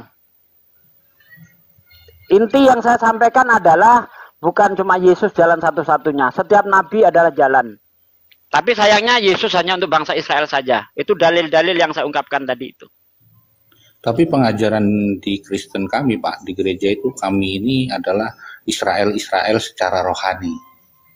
Seperti itu. Itu benar loh Pak, saya sampaikan itu. Ya, karena saya kan di gereja, jadinya di gereja-gereja kami itu disampaikan, ya kamilah Israel. Iya, itu dogma Bang. Tapi secara tertulis nggak ada. Di mana Kristen dikatakan Israel rohani itu? Nggak ada Bang. Ya, jadi janganlah mau dibodoh-bodohi gitu Bang. Anda kan mantan Islam, seharusnya Anda itu kritis gitu loh. Kritis. Anda gali betul. Bagaimana sih masuk surga menurut Yesus? Adakah Yesus mengatakan, sembah aku, kamu akan masuk surga. Akui aku Tuhan, kamu akan masuk surga. Kemarin saya nantang tuh ada pendeta itu. Kalau kamu bisa buktikan menyembah Yesus itu jalan masuk surga, saat ini juga saya akan live TikTok sambil ngesot 100 kilo. Itu tantangan saya kepada pendeta. Nggak ada yang bisa menunjukin. Karena kenapa saya itu menantang seperti itu?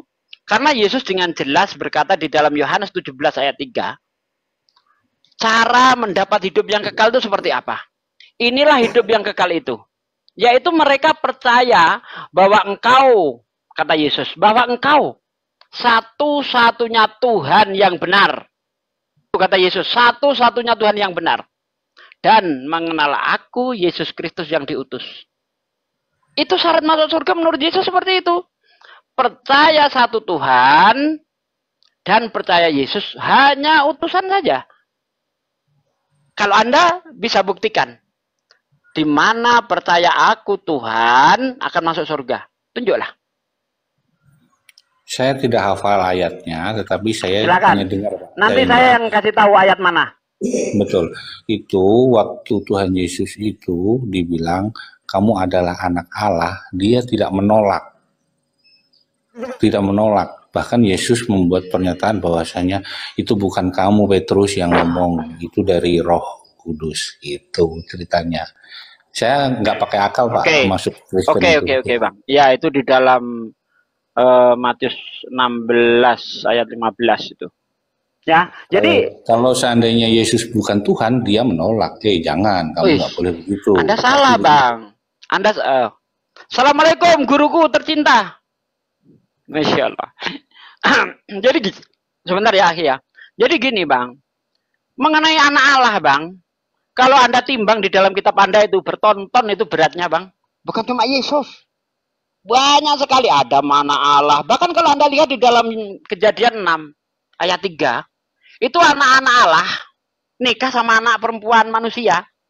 Ketika anak-anak Allah itu melihat anak perempuan manusia, anak perempuan gimana sih, anak-anak manusia itu cantik-cantik, ya kan? Anak-anak Allah itu mengambil mereka jadi istrinya. Itu di Kejadian 6 tuh ayat 3. Akhi, dilanjut Akhi. Monggo. Tafadhol.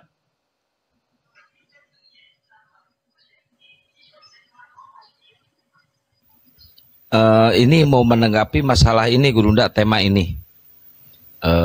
Apa kaitannya perjanjian lama dengan Kristen? Tapi dia ini katanya seorang murtadin yang murtad gara-gara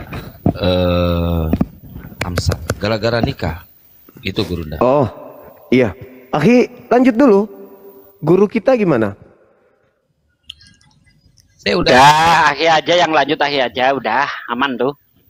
Masya Allah, ini tawadu. Dia mau lihat muridnya berperang lagi nih kayaknya. Minum kopi, Akhi. Kebetulan ada netizen yang datang, kasih kopi. Yuk. Masya Allah, lanjut. Iya. Saudara ini, tolong Anda jelaskan ke kami nih.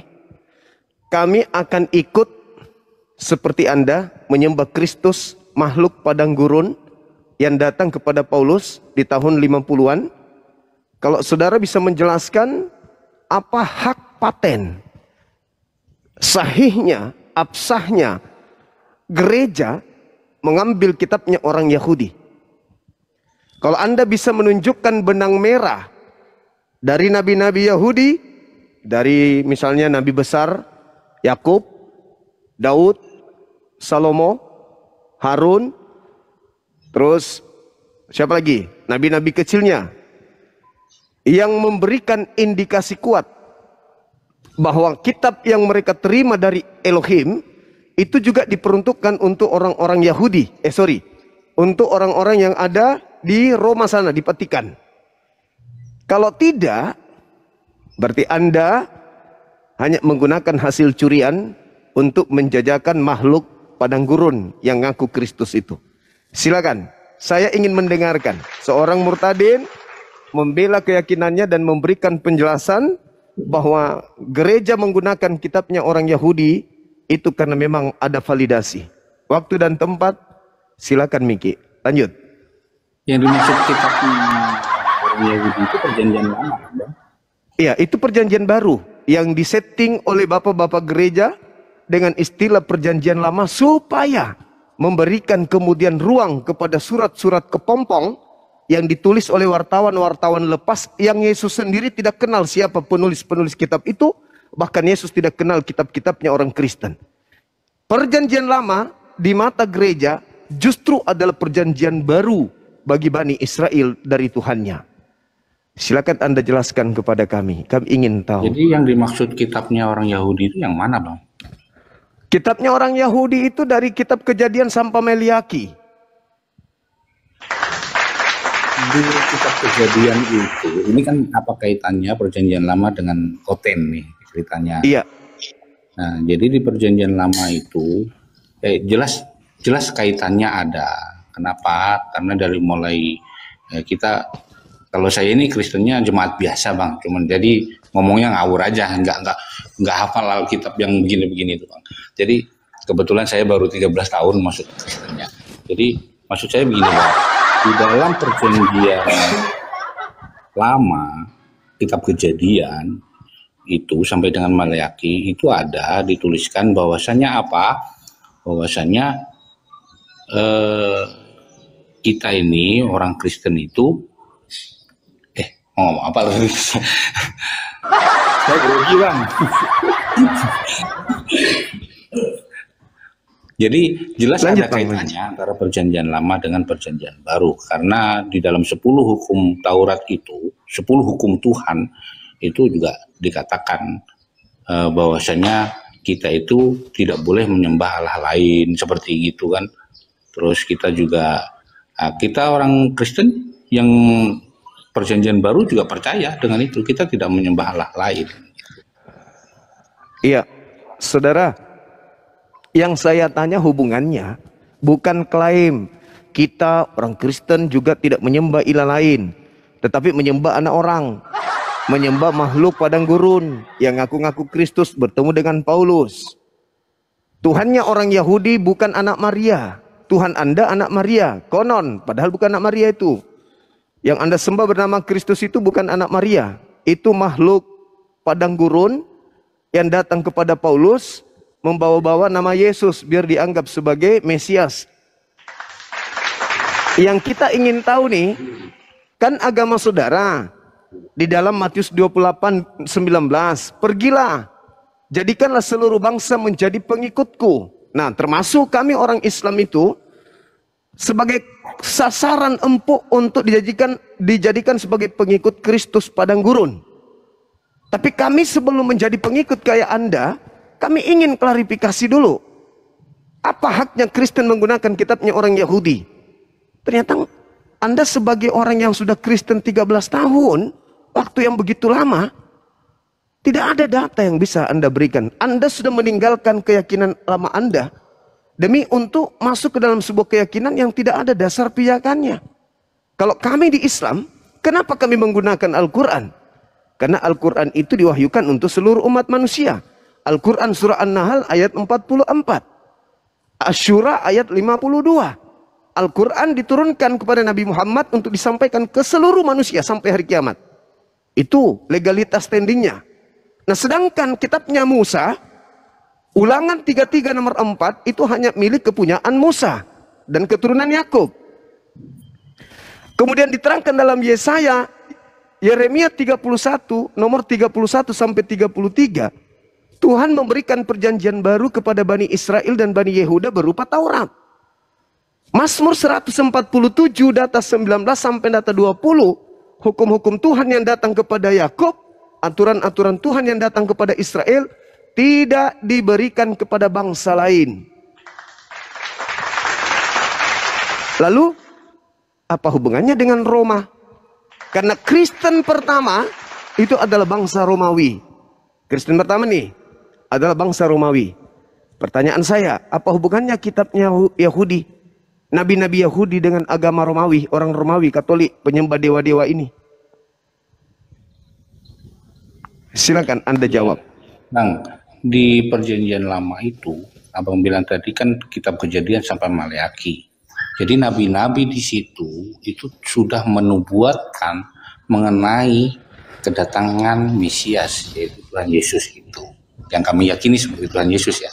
Karena di situ ditulis semuanya itu sudah digenapi dengan kedatangannya Tuhan Yesus. Itu. Kalau saya sih masuk Kristen itu, saya berpola pikir saya itu, saya Kristen ini saya tidak pakai akal, Bang. Karena kalau pakai akal jelas tidak masuk akal gitu.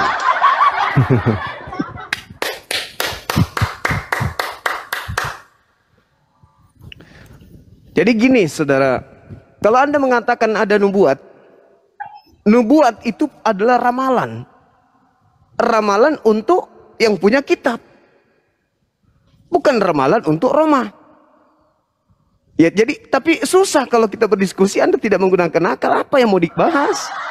Mending kita pakai bahasa tubuh. Berarti kan ada kaitannya, pasti ada kaitannya antara perjanjian lama dengan perjanjian baru. Karena di perjanjian lama, Nabi Yeremia sudah menubuatkan mengenai kelahirannya Tuhan Yesus sampai dengan meninggalnya, sampai dengan bangkitnya. Itu sudah ditulis. Ya, itu kan iman, Bang. Itu iman, bukan akal.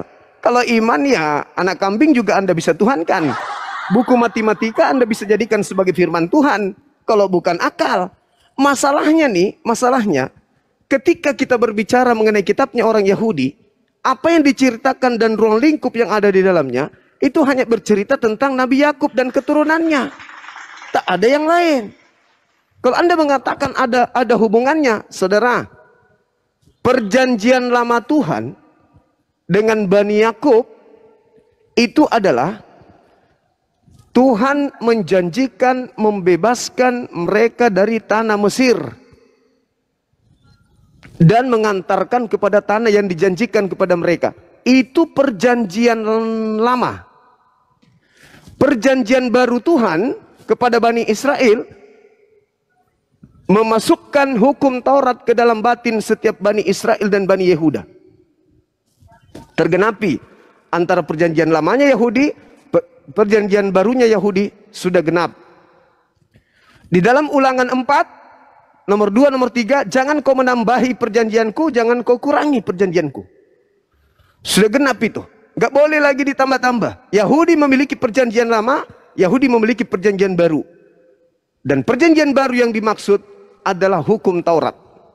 Bukan Roma, Galatia, Filipi, Lukas, Markus, Matius. Bukan itu.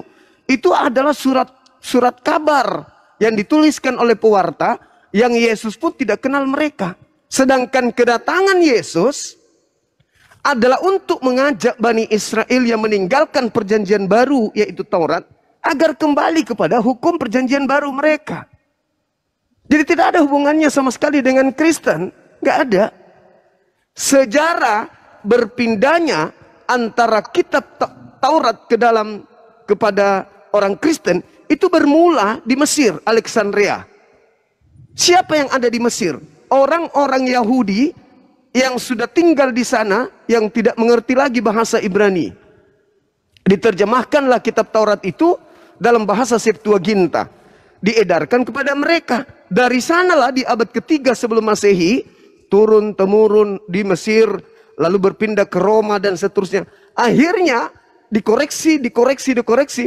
Pada abad keempat dijadikanlah kemudian kitab perjanjian kitab Septuaginta ini sebagai perjanjian lama oleh Katolik, oleh gereja, kebijakan gereja, dan surat-surat yang lolos di kanon ini dijadikan sebagai perjanjian baru. Dikawinkanlah kitab itu, jadilah Biblika. Hanya itu dasarnya. Tapi tentang pemberitaan secara histori itu tidak ada nubuat bahwa kitab orang Yahudi itu nantinya akan diberikan kepada orang Roma Katolik. Itu nggak ada, Bang. Makanya tidak ada orang Kristen, pastor, pendeta, murtadin atau apapun namanya yang bisa membuktikan validasi atau pengesahan bagaimana mereka bisa menggunakan kitabnya agama lain, yaitu agama Yahudi. Begitu, saudara. Silakan. Tadi Bang Juma bilang mengenai nubuatan itu ramalan gitu. Itu kalau bagi saya sih bukan ramalan, itu penglihatan yang diberikan oleh Tuhan. Nanti akan datang Mesias itu seperti itu, Bang. Bukan ramalan, Bang. Itu penglihatan dari Tuhan. Bahasa kita, Bang, bahasa orang Indonesia itu ramalan. Tapi ramalan ini bukan ramalan manusia biasa. Itu ramalan nabi. Nabi yang meramalkan, maka dia naik status menjadi nubuah. Penglihatan. Penglihatan tentang hal yang akan terjadi atau yang telah terjadi. Itu nubuah. Nah, nabi-nabi menerima kemudian nubuah, penglihatan dari Tuhan menceritakan tentang masa depan. Ternyata kitabnya Yahudi hanya membahas tentang masa depan Bani Israel. Bang, dibilang saya katanya bukan murtad. Nama saya sampai sekarang di KTP nama saya itu Ahmad Taufik. Iya, nggak apa-apa, Bang, nggak apa-apa. Jadi ini banyak yang ngomong itu bukan murtad, itu menyamar katanya. Memang benar-benar ya terserah lah kalau itu dibilang katanya gara-gara selangkangan. Ya, tapi dengan Anda mengatakan Kristen tidak bisa dibahas dengan akal, itu saya sudah pastikan Anda memang murtadin. Iya, karena belum ada orang menjadi Kristen karena proses berpikir. Belum ada, Bang. Bahkan Anda sendiri mengakui untuk masuk Kristen ya tidak boleh berpikir, nggak boleh pakai akal. Betul itu. Belum ada ya, orang murtad saya tidak karena proses berpikir akal, belum. Karena akal saya tidak akan nyampai dengan tidak akan nyampe karena memang tidak masuk akal, Pak. Tidak akan pernah bisa. Karena kenapa? Akal itu serpihan cahaya pencipta langit dan bumi yang dititipkan di kita untuk mendeteksi benar salah, benar salah. Ketika ada sesuatu yang salah, yang tidak bisa dideteksi oleh akal kita, lalu kita percayai, maka jatuhnya kepada apa? Angan-angan, imani saja. Nah, untuk mensiasati supaya kita kelihatan keren, maka bahasanya karena saya karena saya tidak bisa untuk memikirkan. Padahal memang mau profesor seperti apapun memang nggak bisa sampai akarnya ke sana. Karena bagaimana mungkin seekor kucing Anda mengatakan ini adalah gajah? Anda lantas mengatakan, oh ini saya tidak bisa menjelaskan pakai akal. Kenapa? Karena saya punya akal belum sampai ke sana. Memang nggak akan pernah sampai. Karena kadarnya kucingnya kucing, gajah ya gajah. Bagaimana mungkin Anda ingin mengatakan ini adalah kucing, padahal itu adalah ayam? Ini yang dipakai oleh orang Kristen. Makanya ketika dia menjelaskan tentang Yesus, Yesus itu adalah 100% manusia, 100% Tuhan. Sama seperti ketika memperlihatkan HP. HP ini adalah 100% HP dan 100% bola kaki. Itulah yang dimaksud saya tidak menggunakan. Saya beriman itu saya tidak menggunakan akal. Yesus itu 100% manusia, 100% Kristen. Anda bukan tidak menggunakan akal, Bang. Tetapi apakah mustahil Tuhan itu bisa jadi manusia? Mustahil, Bang. Itu mustahil. Tuhan maha segala-galanya, Bang. Kata siapa? Tuhan maha segala-galanya. Dia menciptakan dunia beserta isinya saja mampu. Apalagi cuma menjadi manusia. Jadi menurut saudara tidak ada yang mustahil bagi Tuhan? Tidak ada yang mustahil. Berarti Tuhan, nyanyian kami itu, di nyanyiannya itu ada yang mustahil. Berarti Tuhan Anda bisa menciptakan Tuhan yang baru, yang lebih besar, yang lebih kuasa dari dirinya? Bisa kalau dia mau. Loh, bagaimana ini? Itu bukan Tuhan, bisa, Pak, namanya. Itu namanya makhluk. Itu makhluk, Pak. Bisa membuat rumah kayak saya ini. Bisa membuat rumah yang lebih besar dari badan saya. Tapi pada saat saya membuat rumah, itu bukan saya. Itu adalah pribadi baru. Jadi kalau Tuhan Anda bisa menciptakan Tuhan yang lebih bagus, yang lebih besar, yang lebih maha kuasa, itu konsep lawak-lawak. Itulah kami sebagai orang Kristen itu gila, Bang. Gilanya orang Kristen itu seperti itu. Kalau Abang tadi menanyakan, bisa nggak Tuhan menciptakan Tuhan yang lebih besar? Bisa. Karena pikiran kita sebagai manusia tidak mampu. Kalau Tuhan mau bisa kok, Bang.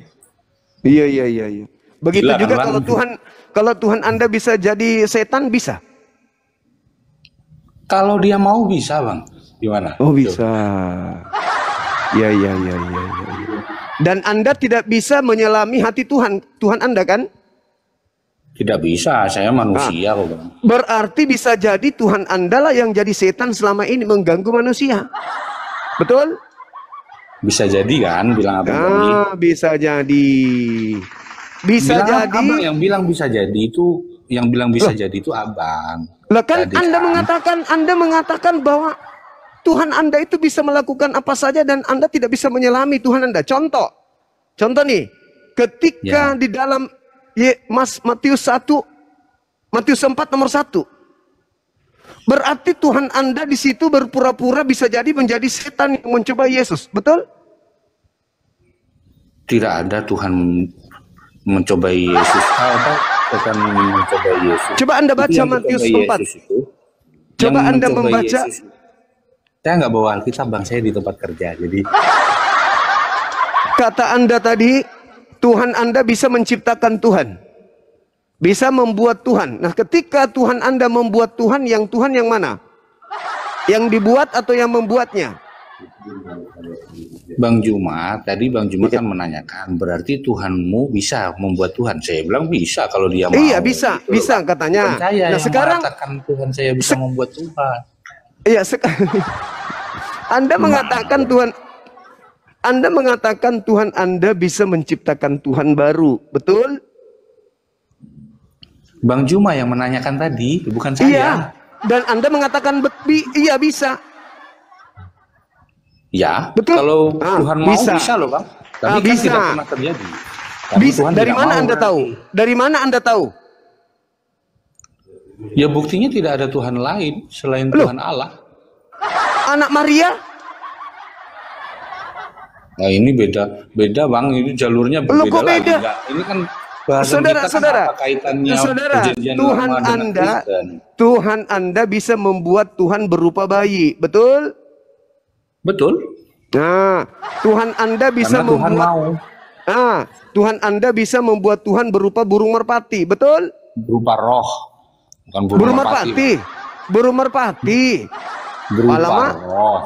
Berupa Yang burung merpati. seperti burung merpati. Ya, seperti burung merpati. Berarti yang nampak di situ burung merpati. Gak usah malu-malu bang, gak usah malu-malu. Roh Ya. Tuhan datang menampakkan seperti burung merpati. Ya udah burung merpati. Jadi ketika saudara mengatakan Yesus adalah Tuhan 100% manusia, 100% Tuhan, berarti Roh Kudus adalah Tuhan 100% dan juga burung merpati 100%. Betul? Betul. Nah, gitu dong. Itu. Jadi Kristen harus mengakui bahwa Tuhannya orang Kristen itu juga burung merpati, kan gitu. Bisa. Nah, sekarang, iya. Kalau Tuhan Anda menjadi manusia, berarti jauh lebih bisa kemudian Tuhan menciptakan Tuhan yang lebih besar dari dirinya. Dan Anda iyakan? Ya. Nah, sekarang yang mana yang Tuhan? Yang Tuhan itu tetap Tuhan Allah. Tapi tidak ada yang lebih besar. Lebih besar kan?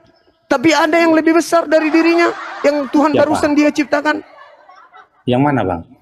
Lah tadi Ya, Anda kita mengatakan real tidak, nyata, nggak usah. tidak Jangan ada, abang tidak ada yang berangan-angan itu mustahil. namanya. Nggak Tidak ada, ada yang Tuhan mustahil. menciptakan Tuhan yang lebih besar. Katanya tidak ada yang mustahil bagi Tuhan Anda. Makanya saya tanya, kalau Tuhan Anda menciptakan Tuhan yang jauh lebih besar dari dirinya, bisa nggak? Anda mengatakan bisa. Nah sekarang kalau bisa, yang mana yang Tuhan? Yang dia ciptakan lebih besar, lebih kuasa dari dirinya, atau dirinya yang mana yang lebih kuasa? Yang mana yang lebih Tuhan? Bang begini, tadi kan kita ini berangan-angan nih seandainya Tuhan itu mau menciptakan Loh, Tuhan bukan yang lebih angan-angan. besar. Saudara, Anda salah, Anda salah. Anda Sekarang salah tidak kalau ada Anda mengatakan Tuhan yang lebih besar kecuali Tuhan Allah. Anda salah kalau Anda mengatakan Anda lagi berangan-angan. Aku siap syukran. Kenapa? Karena nyata Tuhan Anda bisa menjadi manusia. Itu nyata tuh. Dan Itu Tuhan bukan lebih Anda besar, Tuhan menjadi manusia, lebih bukan kecil. yang lebih besar. Tuhan menjadi lebih kecil. Tuhan yang menjadi manusia aja, nggak usah lebih besar lebih kecil. Lah kan Tuhan maha besar, Bang. El Gibor. Karena tidak, Allah itu maha yang besar. ditulis itu Tuhan menjadi Maha kuasa. Ya. Nggak ada yang lebih besar lebih kecil. Yesus mengatakan Bapakku lebih besar daripada aku. Ya itu Tuhan Yesus yang ngomong. Iya, berarti Tuhan Anda ada yang besar, ada yang kecil. Ya. Nah, berarti Tuhan Anda menciptakan Tuhan kecil, betul? Tuhan Yesus, bukan Tuhan kecil. Iya, iya kan Anda yang Tuhan besar, abangku. Ya, Gimana? ya, ya. Berarti Yesus ini dia adalah Tuhan kecil, betul? Betul. Ah, gitu dong. Terus Tuhan Anda membuat lagi Tuhan bungsu. Roh Kudus ya. Nah, jadi Burung ada merpati Tuhan bilang senior, abang tadi, kan? ada Tuhan senior, ada Tuhan junior, ada Tuhan bungsu. Betul? Betul. Jadi Kristen Tuhannya ada berapa, Bang? Ada 3. Bagus. Ini baru Kristen yang betul. Saya salut. Anda tidak rugi menjadi murtad karena Anda mewakili Kristen dengan jujur. Karena Kristen yang sesungguhnya adalah Anda.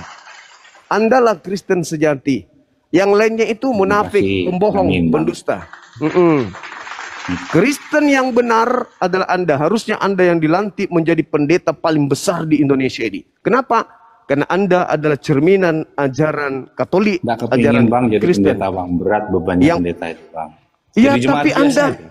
tapi Anda yang paling benar di antara semua Kristen, yang paling jujur itu Anda, yang lainnya pembohong semua. Saya bilang iya karena saya memimpin doa makan saja sama anak saya. Saya bilang dalam nama Tuhan, anaknya, Allah Bapa, dalam nama Roh Kudus. Saya selalu menyebut itu. Makanya saya Iya, berarti kalau abang bilang berarti Tuhan 3. kami, sudut pandang abang itu memandang Tuhan kami ada 3. ya saya iyakan aja. Karena Betul, kalau tidak tiga Bang, pada saat Yesus netek ke ibunya, kalau cuma satu nih Tuhan Anda nih, pada saat Yesus netek ke ibunya, maka pencipta langit dan bumi netek. Itu loh. Pada saat Yesus kemudian mati, berarti Tuhan kehilangan, alam semesta kehilangan Tuhan karena Tuhan lagi mati. Maka Kristen yang paling jujur di dunia ini yang pernah saya temui hanya saudara Andreas. Itulah yang lainnya pembohong. Yang lainnya tadi, pembohong. Kita tidak bisa menggunakan akal pikiran kita. Pendeta-pendeta itu pendusta. Maksud dan tujuan Tuhan. Jadi Tuhan itu, abang bilang Tuhan Yesus netek. Itu kan kehidupan kita manusia di dunia ini. Ya itu namanya kan itu, yang tidak masuk akal. Itu Tuhan nggak itu yang netek? Apakah Tuhan Yesus itu waktu kecil itu netek? Iya benar. Itulah yang dimaksud ketidakmasuk akalan kita di dunia. Karena kita tidak sampai memikirkan pola pikirnya Tuhan. Iya betul. Berarti sama seperti contoh. Misalnya seperti contoh begini Bang. Nanti di akhir zaman kita akan diadili. Satu orang sekian, yang umurnya 50 tahun itu kira-kira komputernya seberapa besar ya? Kira-kira flash disknya berapa giga? Itu tidak bisa akal pikiran kita manusia menerjemahkan teknologinya Tuhan. Itu maksud saya yang tidak masuk akal. Saya tidak menggunakan akal masuk Kristen. Iya. Saya ulang lagi nih Bang. Berarti Kristen yang benar adalah Kristen yang tidak menggunakan akal. Betul? Betul. Tidak perlu pakai akal orang Kristen. Tidak perlu. Yakin Yesus adalah Tuhan yang dijanjikan oleh Allah Bapa melalui nubuatan nabi-nabi sebelumnya. Dia harus lahir, mati, dan dibangkitkan. Saya tidak menggunakan akal. Jadi menurut abang ini, bagaimana dengan agama sebelah kita yang menganggap bahwa Tuhannya itu adalah seekor sapi? Benar enggak menurut Anda? Agama Hindu ya? Iya. Benar nggak menurut Anda bahwa mereka menuhankan sapi itu? Ini maaf Bang, saya biarpun saya dulu beragama Islam, saya seorang murtadin, saya juga tidak mau membahas tentang agama Islam. Saya takutnya jadi menjelek-jelekkan agama saya yang dulu karena ada yang baru. Saya pengen membahas. Nggak bisa Anda menjelekkan Islam, Bang. Tidak bisa Anda menjelekkan Islam karena tidak ada kejelekan di Islam. Karena saya tidak ada kejelekan di Islam. Saya nanti saya ini agama dulu begini. Nah, mentang-mentang ada yang baru gitu. Saya tidak mau seperti enggak. Bahas Di Islam Kristen saja. Enggak ada kejelekan di Islam itu enggak ada. Susah Anda menemukan itu karena memang enggak ada. Yang saya tanya bagaimana pendapat Anda dengan orang-orang yang menyembah sapi? Itu pertanyaan saya. Saya tidak mau sahabat tentang agama orang lain. Saya kepingin tentang agama Kristen saja, Bang. Kenapa, Bang? Kenapa Anda nggak mau memberikan komentar? Perintah daripada Tuhan Allah, Tuhan Yesus juga memerintahkan bahwasanya itu yang berhak itu menghakimi siapa yang benar, siapa yang salah itu hanya Tuhan Yesus. Begitu. Makanya saya tidak mau membahas orang lain. Iya. Kan saya nggak tahu siapa yang benar yang salah. Yang tahu itu hanya Tuhan Yesus, Bang. Gitu. Iya. Nah, sekarang kita kembali kepada tema kita, Abang.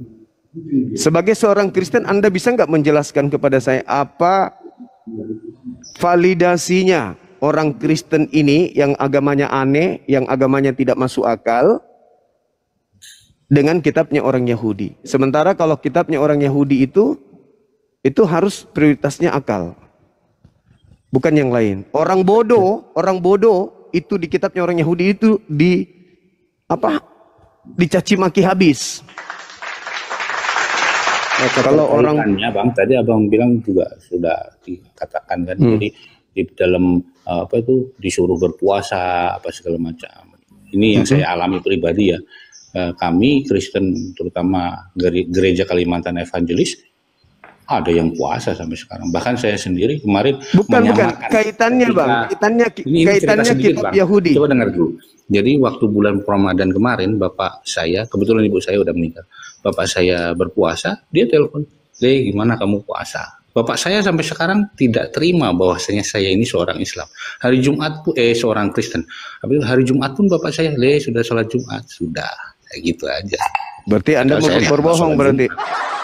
Berarti Anda berbohong. Boleh di Kristen berbohong sama bapak orang tua? Boleh. Tidak boleh sebenarnya, tetapi saya berdosa karena saya berbohong. Tapi dengan begitu bapak saya pun mungkin menjadi tenang di sana. Oh iya. Gitu loh. Oke, sekarang kembali ke tema. Bapak saya di Jawa. Iya, kembali ke tema. Apa haknya orang Kristen mengambil terjemahan kitabnya agama Yahudi? Nah, saya kurang paham itu, Bang. Maaf aja, Bang.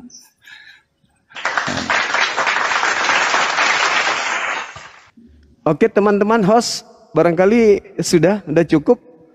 Saudara kita ini Bang. yang sudah saya jujur. Terima kasih banyak, Bang, boleh bergabung. Jadi karena ini saya juga mau pulang kerja ini, Bang, mau absen. Jadi saya Makasih Saudara Andreas. Terima kasih banyak, Bang. Siap. Katanya Bang Andreas ini mau menanggapi temanya di sini. Sebelum turun boleh saya ikut komentar sedikit? Silakan abangku. Iya, jadi gini, Bang. Memang benar kalau orang Anda itu mau menggunakan akal, baru baca kitab Kejadian aja, Anda sudah tidak akan menjadi Kristen. Kalau Anda mau menggunakan akal. Contoh nih, saya kasih contoh. Dalam kitab Kejadian 1 misalnya. Di situ dikatakan pada mulanya Allah menciptakan langit dan bumi belum berbentuk dan kosong, kegelapan menutupi samudera raya, roh Allah melayang-layang di atas permukaan air. Berfirmanlah Allah, jadilah terang, maka terang itu jadi. Allah melihat terang itu baik, maka dipisahkan dari gelap, yang terang dinamakan siang, yang gelap dinamakan malam. Allah melihat semuanya itu baik, jadilah petang, jadilah pagi, itulah hari pertama. Hari pertama sudah ada terang, ada siang, ada malam. Tapi mataharinya diciptakan hari keempat. Kejadian 1 ayat 14 sampai 19. Berfirmanlah Allah, jadilah benda-benda penerang untuk memisahkan gelap dari terang, sebagai tanda waktu, bulan, dan masa-masa. Allah menciptakan dua benda yang sangat besar di cakrawala untuk menerangi bumi. Benda yang lebih besar menguasai siang, benda yang lebih kecil menguasai malam. Allah juga menciptakan bintang-bintang di cakrawala untuk menerangi bumi. Allah melihat semuanya itu baik, jadilah petang, jadilah pagi, itulah hari keempat. Kalau kita gunakan akal, nggak mungkin Anda jadi Kristen. Kenapa? Bagaimana mungkin ada terang di hari pertama, tapi mataharinya nongol di hari keempat? Terang hari pertama dari mana? Bukankah terjadinya siang dan malam itu terjadinya karena rotasi? Bumi berputar pada porosnya. Itulah yang menyebabkan pergantian siang dan malam. Bang, maaf saya langsung jawab Bang Bible ya. Jadi karena mau absen nih Bang, mau pulang kerja. Jadi gini, jadi kami tadi saya bilang kami orang Kristen beriman tidak bisa menggunakan akal. Oke, berarti Anda bukan pengikut Yesus, Bang. Kejadian yang Abang bilang. Bentar. Berarti Anda bukan pengikut. Kalau Tuhan mau semuanya bisa. Oke, berarti Anda bukan pengikut Yesus. Sedikit, Bang. Setan juga bisa. Oke, berarti Anda tidak pengikut Yesus. Karena Yesus berkata di dalam Markus 12 ayat 29 dan 30-31, kasihilah Tuhan Allahmu dengan segenap akal budimu. Tuh, Yesus menyuruh menggunakan akal, tapi kamu nggak mau menggunakan akal. Berarti Anda bukan pengikut Yesus. Silakan absen kalau mau absen. Dalam hal mengasihi. Mengasihi itu apa, Bang? Dan dengan segenap akal budimu. Itu dibaca harus panjang semuanya, jangan dibaca dipotong. Iya, mengasihi itu maksudnya membodohi orang. Itu aja. Menipu orang, mengasihi orang itu mengasihi, ya. Itu harus maksudnya di Kristen. Kalau di Kristen itu mengasihi itu maksudnya membunuh akal manusia, membukul akal anak-anak keturunan kita supaya menjadi bodoh menyembah makhluk, itu maksudnya. Begitu jadi di gini, Kristen Bang. itu, ya. Jadi definisi benar, definisi benar itu antara pernyataan dengan kenyataan harus sesuai. Itu namanya benar. Contoh nih saya bilang korek, bener enggak, Bang? Benar. Lah, ini bukan korek ini. Pernyataan saya ini korek. Atau gini aja lah. Saya bilang ini rokok. Oke. Saya bilang ini rokok. Saya bilang ini rokok. Benar apa salah? Benar, Salah. menurut Kristen Salah. benar. Salah lah bang, itu Nah. HP itu. Menurut Kristen benar. Berarti antara pernyataan dan kenyataan salah. Nggak sesuai. Makanya dibilang nggak benar. Ya. Nah, yang benar apa? Antara pernyataan dan kenyataan sama. Ini HP. Baru benar. Kalau Kristen itu kucing juga bisa kalau di Kristen. Bang, kalau saya beriman bahwasanya Yesus itu adalah Tuhan Allah sebagai juru selamat saya, apakah saya salah bang? Iman saya berkata begitu loh. Iya.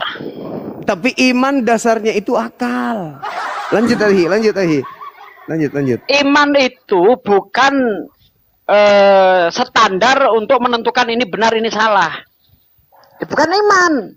Kalau iman bisa jadi standar sebuah kebenaran, maka ketika Bang Zuma bertanya kepada Anda apakah orang menyembah sapi itu benar, Anda harus jawab benar karena berdasarkan iman. Karena kebenaran tolak ukurnya adalah akal, bukan iman. Gitu loh, Bang. Ada orang nyembah kaleng kerupuk, itu Tuhan katanya. Berdasar iman mereka benar. Tapi berdasarkan akal, apakah itu benar? Iman bukan tolak ukur kebenaran. Tolak ukur kebenaran adalah akal. Akal.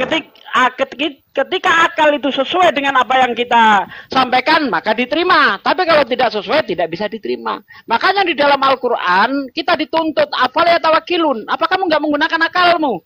Afalaya tafakarun. Apa kamu nggak mikir? Hanya Islam satu-satunya agama yang sesuai dengan akal.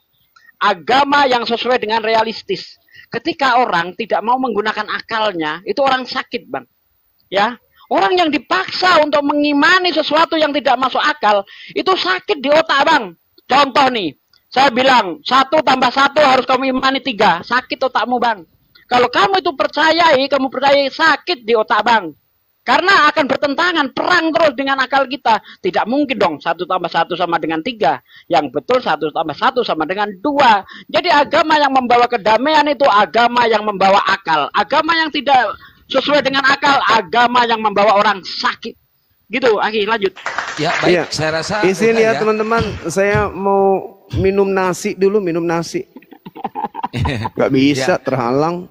Saya rasa sudah ya Pak Andre. Tadi Pak Andre udah jujur mengatakan murtad harus hilang akal. Saya kasih aplaus buat Bang Andre, keren banget. Dan saya ucapkan selamat kepada Bang Andre telah menyembah Tuhan yang sudah mati terkutuk di kayu salib.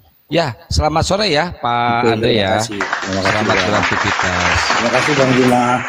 Ya, sama-sama Bang. Memang benar-benar. Kalau orang mau menggunakan akal tidak mungkin bisa murtad. Itulah yang saya katakan bahwa Kristen yang paling benar di Indonesia baru satu yang kutemui. Barusan tadi itu. Itulah Kristen yang sesungguhnya. Yang sebenar-benarnya Kristen itu. Yang lainnya itu cuma memaksakan sok cantik, sok paten biar dianggap benar, memaksakan keadaan tapi tidak sesuai dengan akal. Itu teman-teman, benar kali itu tadi. Tapi saya minum kopiku dulu. Ini Gurunda barusan apa? Minum tiang listrik? Minum nasi. Oh, kirain minum tiang listrik. Kan imani aja, piye? HP disebut korek.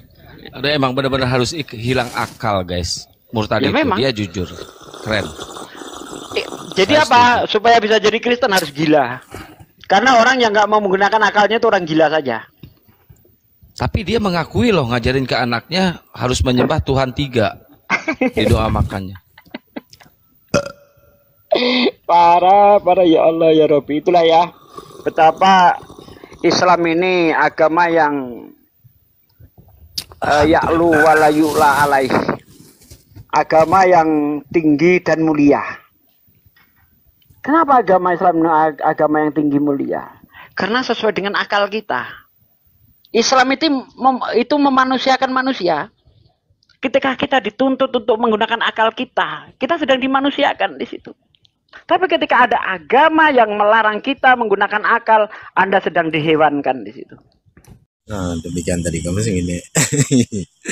Kebodohan demi kebodohan yang dilontarkan oleh orang kafir, ya. Nah, ketika dia mengaku sebagai seorang guru, ya, seorang pengajar, ya, guru mengaji ya di TVQ, MTQ. Nah, ini menjadi sebuah lelucon ya.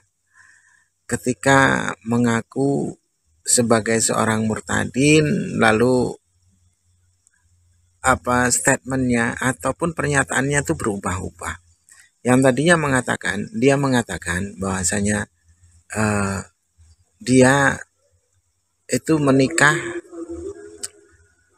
menjadi Kristen itu bukan karena menikah. Jauh sebelum kenal sama perempuan itu dia sudah Kristen katanya. Tapi di sisi lain dia keceplosan yang pada akhirnya dia sendiri mengaku bahwasanya karena menikah itulah ya, jadi menguatkan, semakin kuat ke Kristennya, kekafirannya semakin kuat. Dan kalau menurut saya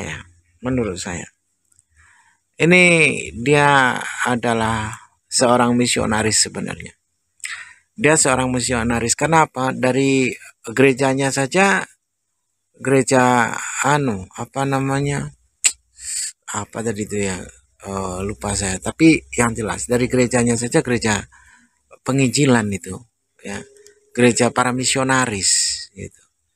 Jadi di Pulau Jawa itu dia adalah orang Jawa tapi tinggal di Samarinda katanya. Nah, Samarinda ini kan memang ada ya bagian-bagian tertentu menjadi sarang para misionaris ya. Bahkan Saifuddin Ibrahim itu pernah di sana itu, di Barong Tongkok itu, daerah Melak, daerah Hulu ya. Nah, saya sendiri orang Samarinda yang saat ini hijrah ke Pulau Jawa, di Pulau Jawa. Bagaimana saya pernah semalam itu ya naik kereta kuda Delman sama Ustadz Sugi sama Aki Egel, dan tidak disangka-sangka ternyata Kusir Delman ini ya, dia menceritakan bagaimana kristenisasi itu marak di sana, dikasih Indomie, kasih bantuan-bantuan, makanan-makanan itu. Nah, padahal kita sedang tidak membahas itu, kebetulan lewat ya di daerah basis-basis para misionaris itu, yang dimana satu kampung itu ya itu murtad semua karena diberikan bantuan-bantuan itu. Nah, jadi disinilah menjadi bukti tanda bahwasanya mereka ini adalah penipu, mereka ini pembohong gitu ya. Jadi tidak heran ketika mereka itu berkesaksian yang aneh-aneh ya, mengarang cerita, semuanya dusta, semuanya bohong. Baik kaum muslimin, mungkin hanya itu saja yang dapat saya sampaikan, dan saya Iri Widus ini. Wassalamualaikum warahmatullahi wabarakatuh. Ya Hadi ya Bashir ya Tabibi Nabiyullah khairul khalqi jami'an lahu a'la manasibi wal marati Salatullah Subhan